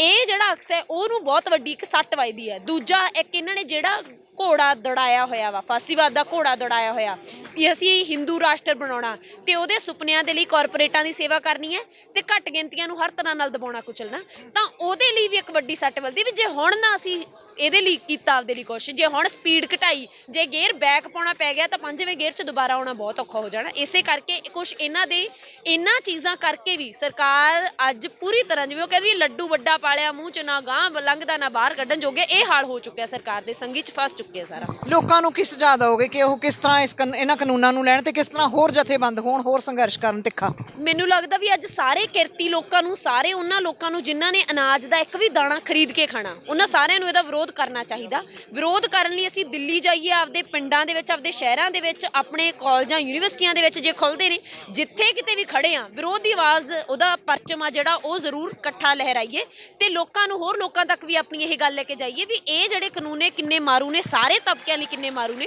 ਜਿਹਨੇ ਵੀ ਅਨਾਜ ਖਾਣਾ ਉਹਦੇ ਸਰ ਦੇ ਲਈ ਮਾਰੂ ਨੇ। ਤਾਂ ਇਕੱਠੇ ਹੋ ਕੇ ਇਹ ਸੰਘਰਸ਼ ਨੂੰ ਵੱਡਾ ਵਿਸ਼ਾਲ ਦਾਇਰਾ ਇਹਦਾ ਕਰੀਏ, ਕਿਉਂਕਿ ਓਨਾ ਹੀ ਔਖਾ ਹੋਊਗਾ ਸਰਕਾਰ ਦੇ ਲਈ ਸਾਨੂੰ ਦਬਾਉਣਾ, ਸਾਡੇ ਜਿਹੜੇ ਹੱਕ ਉਹਨਾਂ ਨੂੰ ਕੁਚਲਣਾ। ਜੀ ਸ਼ੁਕਰੀਆ ਅਮਨਦੀਪ ਜੀ, ਬਹੁਤ ਬਹੁਤ ਧੰਨਵਾਦ। ਆਪਾਂ ਗੱਲ ਕਰਦੇ ਹਾਂ ਰੰਗਮੰਚ ਦੀ ਅਜ਼ੀਮ ਹਸਤੀ ਅਤੇ ਖੂਬਸੂਰਤ ਅਦਾਕਾਰ ਸੈਮੂਅਲ ਜੌਨ ਨਾਲ। ਸੈਮੂਅਲ ਜੌਨ ਜੀ, TV ਪੰਜਾਬ ਤੇ ਤੁਹਾਡਾ ਸਵਾਗਤ ਹੈ। ਸਤਿ ਸ਼੍ਰੀ ਅਕਾਲ। ਸਤਿ ਸ਼੍ਰੀ ਅਕਾਲ ਜੀ, ਬਹੁਤ ਸੈਮੂਅਲ, ਕਿਸ ਤਰ੍ਹਾਂ ਸੋਚਦੇ ਹੋ ਕਿ ਜੋ ਅੱਜ ਰੂਪ ਅਖਤਿਆਰ ਕਰ ਗਿਆ, ਜਿਸ ਤਰ੍ਹਾਂ ਸੁਪਰੀਮ ਕੋਰਟ ਨੇ ਜਿਸ ਤਰ੍ਹਾਂ ਦੀ ਦਖਲਅੰਦਾਜ਼ੀ ਕੀਤੀ ਹੈ, ਨੱਕ ਨਾਲੋਂ ਲਾ ਕੇ ਬੁੱਲ ਨਾਲ ਲਾ ਦਿੱਤੀ ਹੈ, ਤਾਂ ਕੀ ਮਹਿਸੂਸ ਕਰਦੇ ਹੋ ਤੁਸੀਂ ਇਸ ਅੰਦੋਲਨ ਬਾਰੇ? ਉਹ ਜਿਹੜੀ ਸੁਪਰੀਮ ਕੋਰਟ ਦਾ ਜਦੋਂ ਐਲਾਨ ਆ ਗਿਆ ਕਿ ਇਸ ਕਿਸਮ ਦੀ ਕਮੇਟੀ ਬਣਾਓ, ਤੇ ਨਾਲ ਦੀ ਨਾਲ ਸਾਰੀਆਂ ਜਿਹੜੀਆਂ ਜਥੇਬੰਦੀਆਂ ਸੀ ਉਹਨਾਂ ਦੇ ਲੀਡਰਾਂ ਨੇ ਸਾਨੂੰ ਸਮਝਾਤਾ ਕਿ ਵੀ ਅਸਲ 'ਚ ਇਹ ਸਾਡੇ ਨਾਲ ਕਰ ਕੀ ਰਹੇ ਆ ਤੇ ਸਾਰੇ ਲੋਕਾਂ ਨੇ ਸਿਆਣੇ ਕਿਵੇਂ ਹੋਣਾ। ਤੇ ਉਹ ਦੇਖ ਰਿਹਾ ਤੇ ਔਰ ਉਸ ਤੋਂ ਬਾਅਦ ਅਗਲੇ ਪ੍ਰੋਗਰਾਮ ਜਥੇਬੰਦੀਆਂ ਨੇ ਦੇਤੇ ਆ, ਉੱਥੋਂ ਉਹਨਾਂ ਦੀ ਸਮਝ ਦਾ ਪਤਾ ਲੱਗ ਸਕਦਾ ਤੇ ਅੱਗੇ ਇਹ ਪਤਾ ਲੱਗ ਸਕਦਾ ਕਿ ਲਗਾਤਾਰ ਜਿਵੇਂ ਅੱਜ 17 ਚ ਪਿੰਡਾਂ ਦੇ ਵਿੱਚ, ਸ਼ਹਿਰਾਂ ਦੇ ਵਿੱਚ ਵੱਖ-ਵੱਖ ਥਾਵਾਂ ਤੇ ਲੋਕ ਲੋਹੜੀ ਮਨਾ ਰਹੇ ਆ, ਉਸ ਤਰੀਕੇ ਦੀ ਲੋਹੜੀ ਮਨਾ ਰਹੇ ਜਿਸ ਕਿਸਮ ਦਾ ਸੱਦਾ ਸਾਡੀਆਂ ਜਥੇਬੰਦੀਆਂ ਨੇ ਦਿੱਤਾ ਕਿ ਮਨਾਉਣੀ ਕਿਵੇਂ, ਕਾਲੇ ਕਾਨੂੰਨ ਕਿਵੇਂ ਅੱਗ 'ਚ ਪਾਉਣੇ ਆ। ਅੱਛਾ, ਲੋਹੜੀ ਦੀ ਕਥਾ ਦੁੱਲੇ ਨਾਲ, ਦੁੱਲਾ ਜੋ ਸਾਡਾ ਨਾਬਰੀ ਦਾ ਬਹੁਤ ਸ਼ਾਨਦਾਰ ਪ੍ਰਤੀਕ ਹੈ ਸਾਡੀ ਪੰਜਾਬੀ ਪਰੰਪਰਾ ਦਾ, ਤੇ ਸੁੰਦਰ ਮੁੰਦਰੀਏ ਤੋਂ ਲੈ ਕੇ ਦੁੱਲਾ ਪੱਟੀ ਦੀ ਨਾਬਰੀ ਤੱਕ ਇਸ ਵੇਲੇ ਦਿੱਲੀ ਦੇ ਦੁਆਲੇ ਕੀ ਪੂਰੇ ਹਰ ਥਾਂ ਹੀ ਸਾਡੇ ਦੁੱਲੇ ਤੇ ਭੈਣਾਂ ਡਟੀਆਂ ਹੋਈਆਂ ਨੇ। ਇਸ ਪਰੰਪਰਾ ਨੂੰ ਇਸ ਰੂਪ 'ਚ ਅੱਗੇ ਤੋਰਿਆ ਜਾ ਰਿਹਾ, ਤੁਸੀਂ ਇਹਦੇ ਬਾਰੇ ਕੀ ਆਖੋਗੇ? ਦੇਖੋ, ਉਹ ਤੇ ਸਾਡੇ ਦਿਲਾਂ 'ਚ ਦਿਮਾਗਾਂ 'ਚ ਦੁੱਲੇ ਪੱਟੀ ਦੀ ਪੂਰੀ ਕਹਾਣੀ ਹੈ, ਤੇ ਉਹ ਹੁਣ ਜਦੋਂ ਇਸ ਸੰਘਰਸ਼ ਨਾਲ ਜੁੜ ਗਈ ਹੈ, ਜਿੱਥੇ ਇੱਕ ਪੂਰਾ ਮਨੁੱਖਤਾਵਾਦੀ ਇਹ ਸੰਘਰਸ਼ ਬਣ ਚੁੱਕਾ ਹੈ ਕਿ ਨਾ ਕਿ ਇਕੱਲੀ ਆਮ ਤੌਰ 'ਤੇ ਨਾ ਪਹਿਲਾਂ ਸ਼ੁਰੂਆਤੀ ਦੌਰ ਇਹ ਰਿਹਾ ਹੈ ਕਿ ਕਿਸਾਨੀ ਦਾ ਸੰਘਰਸ਼ ਹੈ। ਹੁਣ ਹੌਲੀ ਲੋਕਾਂ ਨੂੰ ਇਹ ਸਮਝ ਆ ਰਹੀ ਹੈ ਕਿ ਕਿਸ ਤਰੀਕੇ ਛੋਟੇ ਦੁਕਾਨਦਾਰ ਔਰ ਮਜ਼ਦੂਰ ਵਰਗ 'ਤੇ ਪੂਰਾ ਅਸਰ ਪਵੇਗਾ, ਤੇ ਮੇਰਾ ਖਿਆਲ ਉਹ ਜਿਹੜੀ ਦੁੱਲੇ ਵਾਲੀ ਪਰੰਪਰਾ ਹੈ ਉਹ ਦੁਬਾਰਾ ਨਵੇਂ ਸਿਰਿਓਂ ਇੱਕ ਸ਼ੁਰੂ ਹੋ ਗਈ ਹੈ ਸਾਡੀ। ਸੋ ਅਸੀਂ ਆਪਣੀਆਂ ਜੜ੍ਹਾਂ ਵੱਲ ਪਰਤ ਰਹੇ ਹਾਂ, ਆਪਣੇ ਮੂਲ ਵੱਲ ਪਰਤ ਰਹੇ ਹਾਂ, ਇਸ ਹਿਸਾਬ ਤਾਂ ਕਿ ਅਸੀਂ ਲੋਹੜੀ ਤੇ ਦੁੱਲੇ ਦੀ ਪਰੰਪਰਾ ਨੂੰ, ਪਿਰਤ ਨੂੰ ਜਾਰੀ ਰੱਖਦੇ ਹਾਂ, ਜਿਉਂਦੇ ਜਾਗਦੀ ਰੱਖਦੇ ਹਾਂ। ਕਿਸ ਤਰ੍ਹਾਂ ਕਰ ਰਹੇ ਹਾਂ ਅੱਜ ਆਪਣੇ ਹੱਕਾਂ ਲਈ, ਕਿਸ ਤਰ੍ਹਾਂ ਡਟੇ ਹੋਏ ਹਾਂ। ਤੇ ਸੈਮੂਅਲ ਜੀ, ਸਾਨੂੰ ਇਹ ਵੀ ਦੱਸੋ ਕਿ ਆਮ ਲੋਕਾਂ ਤੇ, ਜਿਸ ਤਰ੍ਹਾਂ ਕਿ ਬਹੁਤੇ ਲੋਕ ਇਹ ਸਮਝੀ ਬੈਠੇ ਨੇ ਕਿ ਇਹ ਕਿਸਾਨਾਂ ਨਾਲ ਜੁੜੇ ਹੋਏ ਮਸਲੇ ਨੇ, ਇਹ ਕਿਸਾਨਾਂ ਦਾ ਸੰਘਰਸ਼ ਹੈ, ਸਾਡਾ ਇਹਦੇ ਨਾਲ ਕੋਈ ਲਾਗਾ ਤੇਗਾ ਨਹੀਂ ਹੈ, ਪਰ ਜਦੋਂ ਕਿ ਜੋ ਮਜ਼ਦੂਰ ਤਬਕਾ ਹੈ, ਸਾਰੇ ਪਿੰਡਾਂ ਦੇ ਕਿਰਤੀ ਨੇ ਜਾਂ ਬੇਜ਼ਮੀਨ ਨੇ ਜਿਹੜੇ ਵੀ ਲੋਕ ਨੇ, ਪਿੰਡ ਦੀ ਪੂਰੀ ਸਭਿਅਤਾ ਨਾਲ ਜੁੜੇ ਹੋਏ, ਉਹ ਮਹਿਸੂਸ ਕਰਦੇ ਨੇ ਕਿ ਇਹ ਤਾਂ ਖਤਰਾ ਤਾਂ ਉਹਨਾਂ ਲਈ ਕਿਤੇ ਵੱਡਾ ਹੈ। ਉਹਨਾਂ ਲਈ ਰੋਟੀ ਰੋਜ਼ੀ, ਇੱਕ ਤਾਂ ਰੋਟੀ ਰੋਜ਼ੀ ਤੋਂ ਆਤਰ ਹੋਣਗੇ, ਦੂਜਾ ਰੁਜ਼ਗਾਰ 'ਚੋਂ ਵੀ ਬਾਹਰ ਹੋ ਜਾਣਗੇ। ਸੋ ਕਿਸ ਤਰ੍ਹਾਂ ਮਜ਼ਦੂਰਾਂ ਨੂੰ ਤੁਹਾਡੀ ਜਾਂਚੇ, ਕਿਸ ਤਰ੍ਹਾਂ ਖਤਰਾ ਹੈ ਪਿੰਡ ਦੇ ਬੇਜ਼ਮੀਨੇ ਲੋਕਾਂ ਨੂੰ? ਮਜ਼ਦੂਰਾਂ ਨੂੰ ਆਮ ਤੌਰ 'ਤੇ ਜਦੋਂ ਜਿਵੇਂ ਉਹਨਾਂ ਦੇ ਰਾਸ਼ਨ ਕਾਰਡ ਬਣੇ ਹੋਏ ਆ, ਉਹਦੇ ਉੱਪਰ ਉਹਨਾਂ ਨੂੰ ਰਾਸ਼ਨ ਮਿਲਦਾ ਹੈ ਪਬਲਿਕ ਡਿਸਟ੍ਰੀਬਿਊਸ਼ਨ ਰਾਹੀਂ। ਹਾਂ, ਪਬਲਿਕ ਡਿਸਟ੍ਰੀਬਿਊਸ਼ਨ PDS। ਤੋ ਮੇਰਾ ਖਿਆਲ ਵੀ ਜਿਹੜਾ ਇਹਦੇ 'ਚ ਹੁਣ ਜਮ੍ਹਾਂਖੋਰੀ ਵਾਲਾ ਕਾਨੂੰਨ ਆ, ਜਦੋਂ ਵੱਡੇ ਸਟੋਰ ਹੈ ਤੇ ਇਹਨਾਂ ਲੋਕਾਂ ਨੇ ਉਹ ਸਾਰਾ ਕੁਝ ਜਮ੍ਹਾਂ ਕਰ ਲੈਣਾ ਹੈ ਤੇ ਮਹਿੰਗਾਈ ਨੂੰ ਇਸ ਹੱਦ ਤੱਕ ਵਧਾ ਦੇਣਾ ਹੈ ਕਿ ਕਿਸਾਨ ਤਾਂ ਅਜੇ ਮਰਦਾ ਫਿਰ ਵੀ 2-4 ਦਿਨ ਜਿਉ ਸਕਦਾ ਹੈ, ਪਰ ਮਜ਼ਦੂਰ ਕੋਲੇ ਬਿਲਕੁਲ ਕੋਈ ਚਾਰਾ ਨਹੀਂ ਹੋਣਾ। ਪਰ ਥੋੜ੍ਹੀ ਜਿਹੀ ਇੱਥੇ ਸਾਥੋਂ ਇਹ ਥੋੜ੍ਹੀ ਜਿਹੀ ਕਹਿ ਲਓ ਕਿ ਗੜਬੜ ਇਹ ਹੋ ਗਈ ਕਿ ਜਿਹੜਾ ਸਾਡਾ ਜ਼ਿਆਦਾ ਕੰਮ ਆ ਨਾ ਉਹ ਕਿਸਾਨਾਂ ਦੇ ਵਿੱਚ ਹੈ, ਇਸ ਕਰਕੇ ਜਿਹੜੇ ਮਜ਼ਦੂਰ ਨੂੰ ਉਸ ਤਰੀਕੇ ਅਸੀਂ ਸਮਝਾ ਨਹੀਂ ਪਾ ਸਕੇ। ਪਰ ਹੁਣ ਜਦੋਂ ਦਾ ਸੰਘਰਸ਼ ਚਾਲੂ ਹੋਇਆ, ਲਗਾਤਾਰ ਕੋਸ਼ਿਸ਼ਾਂ ਚੱਲ ਰਹੀਆਂ ਤੇ ਬਹੁਤ ਸਾਰੇ ਕਾਫਲੇ ਆ 22 ਨੂੰ 23 ਨੂੰ ਦੁਬਾਰਾ ਫੇਰ ਪੰਜਾਬ ਦੇ ਵਿੱਚੋਂ ਬਹੁਤ ਸਾਰੇ ਮਜ਼ਦੂਰਾਂ ਦੇ ਕਾਫਲੇ ਲਗਾਤਾਰ ਹੋਣ ਜਾ। ਵੈਸੇ ਤਾਂ ਮਜ਼ਦੂਰ ਲਗਾਤਾਰ ਨਾਲ ਹੀ ਨੇ ਕਿਸਾਨ ਦੇ, ਇਸ ਸੰਘਰਸ਼ ਵਿੱਚ ਨਾਲ ਨੇ, ਪਰ 7 ਜਨਵਰੀ ਤੋਂ ਕਿਸਾਨ ਜਿਹੜੇ ਇਹ ਮਜ਼ਦੂਰ ਕਿਰਤੀ ਵਰਗ ਹੈ ਸਾਰਾ, ਉਹ ਵੱਡੇ ਤੇ ਵਿਆਪਕ ਰੂਪ ਵਿੱਚ ਕਿਸਾਨ ਅੰਦੋਲਨ ਵਿੱਚ ਕੁੱਦਿਆ ਹੈ। ਤੇ ਤੁਸੀਂ ਹੋਰ ਲੋਕਾਂ ਨੂੰ, ਸਾਰਿਆਂ ਨੂੰ ਕੀ ਸੁਨੇਹਾ ਦੇਣਾ ਚਾਹੋਗੇ ਇੱਕ ਅਦਾਕਾਰ ਵਜੋਂ, ਇੱਕ ਕ੍ਰੀਏਟਿਵ, ਕਿਉਂਕਿ ਤੁਸੀਂ ਸਿਰਜਣਾਤਮਕ ਪੱਖੋਂ ਇੱਕ ਸਤਿਕਾਰਯੋਗ ਹਸਤੀ ਹੋ, ਤੇ ਜਿਹੜਾ ਭਰਪੂਰ ਸਿਨੇਮਾ ਆ ਤੇ ਅਰਥ ਭਰਪੂਰ ਥੀਏਟਰ ਹੈ, ਰੰਗਮੰਚ ਹੈ, ਉਹਦੀ ਵੀ ਤੁਸੀਂ ਅਜ਼ੀਮ ਹੋ, ਤੁਸੀਂ ਹਸਤੀ ਹੋ, ਤੇ ਇਸ ਤਰ੍ਹਾਂ ਤੁਹਾਨੂੰ ਸੁਣਿਆ ਜਾਂਦਾ ਤੇ ਤੁਹਾਡੀ ਗੱਲ ਮੰਨੀ ਜਾਂਦੀ ਹੈ, ਸੁਣੀ ਜਾਂਦੀ ਹੈ, ਤੇ ਤੁਸੀਂ ਕੀ ਸੁਨੇਹਾ ਦਿਓਗੇ ਆਮ ਲੋਕਾਂ ਨੂੰ, ਕਲਾਕਾਰਾਂ ਨੂੰ, ਪਿੰਡ ਵਾਲਿਆਂ ਨੂੰ? ਖਾਸ ਤੌਰ 'ਤੇ ਮੇਰਾ ਖਿਆਲ ਜਿਹੜਾ ਅੱਜ ਦਾ ਟਾਈਮ ਆ ਨਾ, ਅੱਜ ਦੇ ਟਾਈਮ ਦੇ ਵਿੱਚ ਸਭ ਤੋਂ ਵੱਧ ਜਿਹੜੀ ਸੁਣਨ ਦੀ ਤੇ ਸਮਝਣ ਦੀ ਲੋੜ ਹੈ ਉਹ ਸਾਡੇ ਕਿਸਾਨ ਜਥੇਬੰਦੀਆਂ ਦੇ ਜੋ ਆਗੂ ਨੇ ਉਹਨਾਂ ਨੂੰ ਹੈ। ਤੇ ਮੇਰੀ ਬੇਨਤੀ ਇਹ ਹੈ ਕਿ ਜਿਹੜੀਆਂ ਜਥੇਬੰਦੀਆਂ ਦੇ ਆਗੂ ਨੇ ਉਹਨਾਂ ਨੂੰ ਬਹੁਤ ਹੀ ਧਿਆਨ ਨਾਲ ਸੁਣੋ ਤੇ ਸਮਝੋ, ਤਾਂ ਜੋ ਸਾਡੇ ਇਸ ਸੰਘਰਸ਼ ਨੂੰ ਠੀਕ ਦਿਸ਼ਾ ਵੱਲ ਲੈ ਕੇ ਜਾ ਰਹੇ ਨੇ ਤੇ ਅੱਗੇ ਅਸੀਂ ਹੋਰ ਸਾਡੀ ਇਸ ਕਿਸਮ ਦੀ ਜਿੱਤ ਹੋਏਗੀ ਕਿ ਆਉਣ ਵਾਲੇ ਟਾਈਮ ਦੇ ਵਿੱਚ ਅਸੀਂ ਮਜ਼ਦੂਰਾਂ ਔਰ ਬਲਕਿ ਪੂਰੇ ਦੇਸ਼ ਦੇ ਲਈ ਇੱਕ ਨਵਾਂ ਸਮਾਜ ਸਿਰਜਣ ਵਾਸਤੇ ਤੁਰਾਂਗੇ ਜੀ।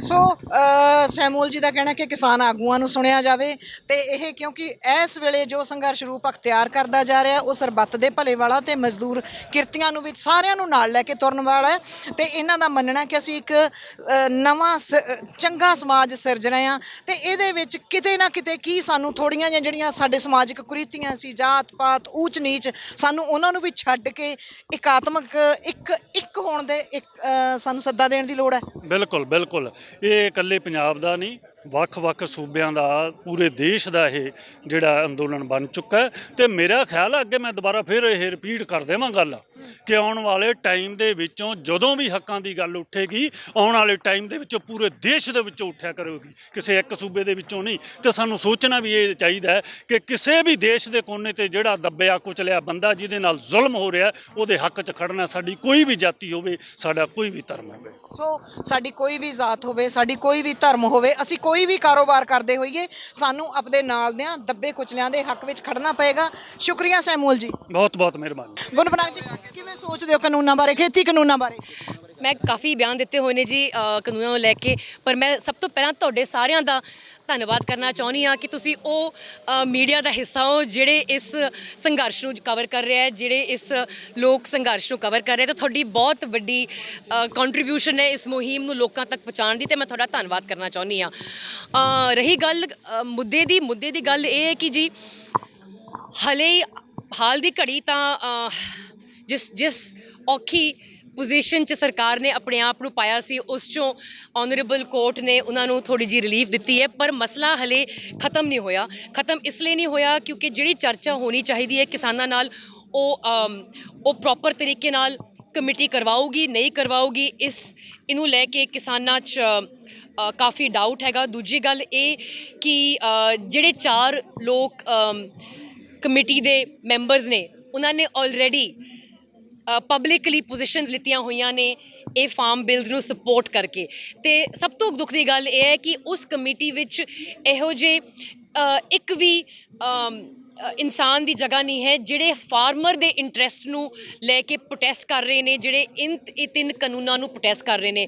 ਤੇ ਮੇਰੀ ਬਸ ਗੁਜ਼ਾਰਿਸ਼ ਇਹੀ ਹੈ ਕਿ ਫਾਰਮ ਰਿਪਰੈਜ਼ੈਂਟੇਸ਼ਨ ਹੋਣੀ ਚਾਹੀਦੀ ਹੈ, ਨਹੀਂ ਤਾਂ ਪਹਿਲਾਂ ਵੀ ਕਮੇਟੀਆਂ ਬੈਠੀਆਂ ਨੇ ਤੇ ਪਹਿਲਾਂ ਵੀ ਇਰਾਦੇ ਬਹੁਤ ਨੇਕ ਤੇ ਚੰਗੇ ਸੀਗੇ, ਪਰ ਐਤਕੀ ਤਾਂ ਇਰਾਦਾ ਹੀ ਥੋੜ੍ਹਾ ਜਿਹਾ ਸਮਝ ਹੀ ਨਹੀਂ ਆ ਰਿਹਾ, ਕਿਉਂਕਿ ਜਿਹੜੇ 4 ਲੋਕ ਕਮੇਟੀ 'ਚ ਨੇ ਉਹ ਚਾਰੋਂ ਪਬਲਿਕਲੀ ਇਹ 3 ਫਾਰਮ ਲਾਜ਼ ਨੂੰ ਓਰੀਜਨਲ ਪੋਜੀਸ਼ਨ 'ਚ ਸਪੋਰਟ ਕਰਦੇ ਨੇ। ਗੁਲ ਕੀ ਲੱਗਦਾ ਤੁਹਾਨੂੰ ਕਿ ਜਿਹੜੀ ਕਮੇਟੀ ਬਣੀ ਹੈ ਕਿਤੇ ਪਹਿਲਾਂ ਧਿਆਨ 'ਚ ਸੀ ਕਿ ਆਖਰਕਾਰ ਕੌਣ ਲੋਕ ਰੱਖਣੇ ਨੇ, ਕੀ ਇਹ ਸਰਕਾਰੀ ਲੋਕ ਨੇ ਕਮੇਟੀ ਵਾਲੇ? ਨੇ ਜੋ ਗੱਲ ਕਹੀ ਉਹੀ ਪੂਰੀ ਹੋ ਰਹੀ ਹੈ। ਦੇਖੋ ਜੀ, ਇਹ ਤਾਂ ਇਸ ਤੇ ਮੈਂ ਕੋਈ ਬਿਆਨ ਨਹੀਂ ਦੇਣਾ ਚਾਹੁੰਦੀ ਕਿ ਇਹ ਸਰਕਾਰੀ ਲੋਕ ਹੈ ਜਾਂ ਨਹੀਂ, ਪਰ ਇੰਨਾ ਕਹਿਣਾ ਮੇਰੇ ਹਿਸਾਬ ਨਾਲ ਸਫੀਸ਼ੀਐਂਟ ਹੈ ਕਿ ਇਹ ਚਾਰੋਂ ਲੋਕਾਂ ਨੇ, ਮੈਂ ਕਿਸੇ ਦਾ ਕੱਲਿਆਂ ਦਾ ਨਾਂ ਨਹੀਂ ਲੈਣਾ ਚਾਹੁੰਦੀ, ਬਹੁਤ ਸੀਨੀਅਰ ਲੋਕ ਨੇ, ਉਹਨਾਂ ਦੀ ਆਪਣੀਆਂ ਪ੍ਰਾਪਤੀਆਂ ਨੇ ਅੱਡ ਫੀਲਡਸ 'ਚ, ਪਰ ਉਹ ਸਾਰੇ ਪ੍ਰੋ ਫਾਰਮ ਬਿਲਸ ਨੇ। ਤੇ ਮਸਲਾ ਇਹ ਹੈ ਕਿ ਕੋਈ ਵੀ ਲੈਜਿਸਲੇਸ਼ਨ ਜੇ ਇੰਨੀ ਜ਼ਿਆਦਾ ਤਾਦਾਦ 'ਚ ਜਿਹੜੇ ਲੋਕ ਇਸ ਦੇਸ਼ 'ਚ ਰਹਿੰਦੇ ਉਹਨਾਂ ਨੂੰ ਇੰਪੈਕਟ ਕਰਦੀ ਹੈ ਤੇ ਉਹਨਾਂ ਨਾਲ ਚਰਚਾ ਕਰਨੀ ਜ਼ਰੂਰੀ ਹੈ, ਤੇ ਉਸ ਕਮੇਟੀ ਵਿੱਚ ਇਹੋ ਜਿਹੀ ਰਿਪਰੈਜ਼ੈਂਟੇਸ਼ਨ ਦੇਣੀ ਬਹੁਤ ਜ਼ਰੂਰੀ ਹੈ ਜਿਹੜੀ ਕਿਸਾਨਾਂ ਦੇ ਪੁਆਇੰਟ ਨੂੰ ਅੱਗੇ ਲਿਆ ਸਕਣ। ਕੋਰਟ ਵਰਸਸ ਫਾਰਮਰਸ ਬਣਾਉਣਾ ਚਾਹੁੰਦੀ ਸੀ ਕੇਂਦਰ ਸਰਕਾਰ, ਉਹ ਸਫਲ ਨਹੀਂ ਹੋਏਗੀ। ਇਟ ਮੀਨਸ ਮੈਨੂੰ ਇਹ ਲੱਗਦਾ ਹੈ ਮੈਮ ਇਹ ਹਲੇ ਬਹੁਤ ਲੰਬੀ ਲੜਾਈ ਹੈ, ਤੇ ਇਹਦਾ ਮਸਲਾ ਇੰਨੀ ਛੇਤੀ ਤਰੀਕੇ ਨਾਲ ਜਿਵੇਂ ਕਿਸੇ ਜਗ੍ਹਾ ਨੂੰ ਸੱਟ ਲੱਗੀ ਬੈਂਡੇਡ ਲਾ ਕੇ ਇਹਦਾ ਹੱਲ ਨਹੀਂ ਕੱਢਿਆ ਜਾ ਸਕਦਾ। ਥੈਂਕ ਯੂ ਜੀ, ਥੈਂਕ ਯੂ। ਵੱਖ-ਵੱਖ ਜਥੇਬੰਦੀਆਂ ਨੇ ਲੋਹੜੀ ਮੌਕੇ 3 ਖੇਤੀ ਕਾਨੂੰਨਾਂ ਦੀਆਂ ਕਾਪੀਆਂ ਸਾੜਨ ਦਾ ਤਹਈਆ ਕੀਤਾ ਸੀ, ਸੱਦਾ ਦਿੱਤਾ ਗਿਆ ਸੀ।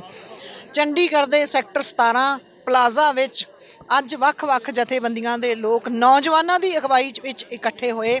ਦਿਲਚਸਪ ਗੱਲ ਹੈ ਕਿ ਅੱਜ ਦੇ ਇਸ ਪ੍ਰੋਗਰਾਮ ਦੀ ਅਗਵਾਈ ਨੌਜਵਾਨਾਂ ਨੇ, ਮੁਟਿਆਰਾਂ ਨੇ ਕੀਤੀ। ਖਾਸ ਤੌਰ ਤੇ ਮੁਟਿਆਰਾਂ ਨੇ ਕਨੂਪ੍ਰਿਆ, ਅਮਨਦੀਪ ਕੌਰ ਅਤੇ ਹੋਰਾਂ ਨੇ ਕੀਤੀ। ਇਸ ਮੌਕੇ ਰੰਗਕਰਮੀ, ਫਿਲਮਸਾਜ਼, ਫਿਲਮ ਮੇਕਰਸ, ਵੱਖ-ਵੱਖ ਥੀਏਟਰ ਦੇ ਨਾਲ ਜੁੜੀਆਂ ਹਸਤੀਆਂ, ਆਮ ਲੋਕ ਅਤੇ ਸ਼ਹਿਰ ਭਰ ਵਿੱਚੋਂ ਵੱਡੀ ਗਿਣਤੀ ਲੋਕ ਪੁੱਜੇ। ਇਹਨਾਂ ਵਿੱਚ ਸਭ ਵਿੱਚ ਕਮਾਲ ਦੀ ਤੁਸੀਂ ਦੇਖ ਸਕਦੇ ਹੋ ਜੋਸ਼ ਹੈ। ਇਸ ਮੌਕੇ ਵੱਖ-ਵੱਖ ਆਗੂਆਂ ਨੇ ਸੰਬੋਧਨ ਕਰਦਿਆਂ ਆਖਿਆ ਕਿ ਇਹ ਖੇਤੀ ਕਾਨੂੰਨ ਮੂਲੋਂ ਹੀ ਕਿਸਾਨ ਵਿਰੋਧੀ ਨਹੀਂ ਸਿਰਫ, ਬਲਕਿ ਆਮ ਲੋਕਾਂ ਦੇ ਵਿਰੋਧੀ ਹਨ। ਵੱਖ-ਵੱਖ ਜਥੇਬੰਦੀਆਂ ਨੇ ਸੁਪਰੀਮ ਕੋਰਟ ਵੱਲੋਂ ਬਣਾਈ ਗਈ ਕਮੇਟੀ ਬਾਰੇ ਵੀ, ਕਮੇਟੀ ਦੇ ਮੈਂਬਰਾਂ ਦੇ ਕਾਰਪੋਰੇਟ ਅਤੇ ਕਾਨੂੰਨ ਪੱਖੀ ਹੋਣ ਬਾਰੇ ਗੱਲ ਕੀਤੀ, ਅਤੇ ਉਹਨਾਂ ਨੇ ਆਖਿਆ ਕਿ ਇਹ ਇਕੱਲੀ ਕੇਵਲ ਕਿਸਾਨੀ ਦਾ ਸੰਘਰਸ਼ ਨਹੀਂ ਹੈ, ਬਲਕਿ ਇਹ ਸਾਰੇ ਲੋਕਾਂ ਦੇ ਜਿਉਣ ਮਰਨ ਦਾ ਸਵਾਲ ਹੈ, ਪਿੰਡ ਦੀ ਹੋਂਦ ਦਾ ਮਸਲਾ ਹੈ। ਤੇ ਇਸ ਤੋਂ ਇਲਾਵਾ ਜ਼ਮੀਨਾਂ ਜੇ ਖੋਈਆਂ ਜਾਂਦੀਆਂ ਹਨ ਤਾਂ ਆਮ ਲੋਕ ਕਿਸ ਤਰ੍ਹਾਂ ਖੇਤੀ ਵਿੱਚੋਂ ਖਾਰਜ ਹੋ ਜਾਣਗੇ, ਕਿਸ ਤਰ੍ਹਾਂ ਰੁਜ਼ਗਾਰ ਵਿੱਚੋਂ ਖਾਰਜ ਹੋ ਜਾਣਗੇ, ਬੇਰੁਜ਼ਗਾਰੀ ਵਧੇਗੀ, ਮਹਿੰਗਾਈ ਵਧੇਗੀ ਅਤੇ ਇਸ ਤਰ੍ਹਾਂ ਆਮ ਲੋਕਾਂ ਦਾ ਜਿਉਣਾ ਦੁੱਭਰ ਹੋ ਜਾਵੇਗਾ।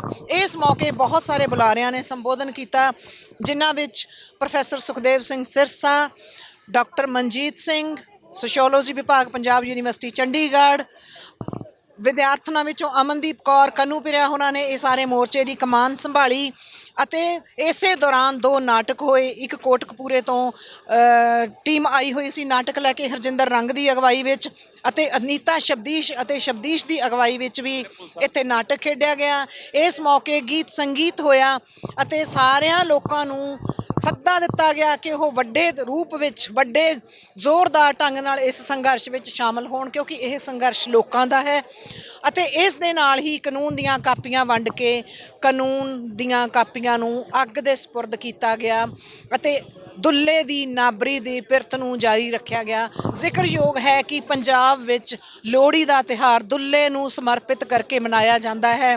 ਦੁੱਲਾ ਅਕਬਰ ਦੇ ਰਾਜਕਾਲ ਦਾ ਇੱਕ ਇਹੋ ਜਿਹਾ ਬਾਗੀ ਨੌਜਵਾਨ ਸੀ ਜਿਸ ਨੇ ਸਰਕਾਰ ਦੀਆਂ ਵਧੀਕੀਆਂ ਦਾ ਮੁਕਾਬਲਾ ਕਰਦਿਆਂ, ਸਰਕਾਰ ਦੀਆਂ ਵਧੀਕੀਆਂ ਦੇ ਵਿਰੁੱਧ ਡਟਦਿਆਂ ਕੁਰਬਾਨੀ ਦਿੱਤੀ ਸੀ, ਆਪਣੀ ਜਾਨ ਵਾਰੀ ਸੀ।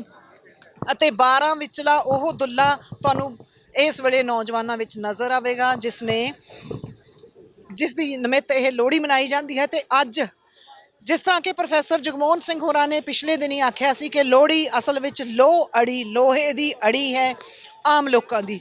ਆਮ ਲੋਕਾਂ ਨੇ ਇਹ ਹੱਠ ਧਰਮ ਨਿਭਾਉਣਾ ਹੈ ਅਤੇ ਜੋ ਲੋਕ ਵਿਰੋਧੀ ਫੈਸਲੇ, ਉਹਨਾਂ ਦਾ ਕਹਿਣਾ ਹੈ ਕਿ ਸਰਕਾਰ ਜੋ ਲੋਕ ਵਿਰੋਧੀ ਫੈਸਲੇ ਕਰ ਰਹੀ ਹੈ, ਜੋ ਮਨਾਉਣਾ ਚਾਹੁੰਦੀ ਹੈ, ਉਹ ਲੋਕਾਂ ਨੇ ਮੁੜਵਾਉਣਾ ਹੈ ਅਤੇ ਲੋਕਾਂ ਨੇ ਜਿਹੜਾ ਸਟੇਟ ਦਾ ਵੈਲਫੇਅਰ ਜੋ ਚਿਹਰਾ ਹੋਣਾ ਚਾਹੀਦਾ ਹੈ, ਲੋਕ ਉਹ ਬਹਾਲ ਕਰਾਉਣਾ ਚਾਹੁੰਦੇ ਹਨ।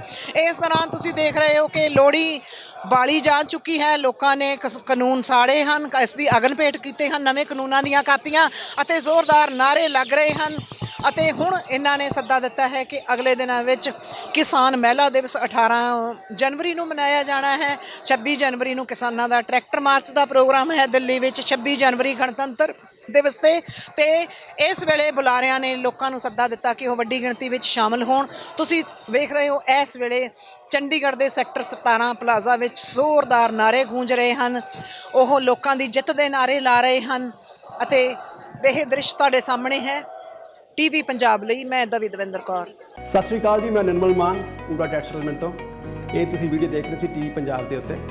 ਇਹੋ ਜਿਹੇ ਹੋਰ ਜਾਣਕਾਰੀ ਭਰਪੂਰ ਵੀਡੀਓ ਦੇਖਣ ਵਾਸਤੇ ਟੀਵੀ ਪੰਜਾਬ ਦੇ ਚੈਨਲ ਨੂੰ ਸਬਸਕ੍ਰਾਈਬ ਕਰੋ ਤੇ ਨਾਲ ਹੇਠ ਦਿੱਤੇ ਹੋਏ ਬੈਲ ਆਈਕਨ ਦੇ ਬਟਨ ਦਬਾਓ। ਸਤਿ ਸ਼੍ਰੀ ਅਕਾਲ।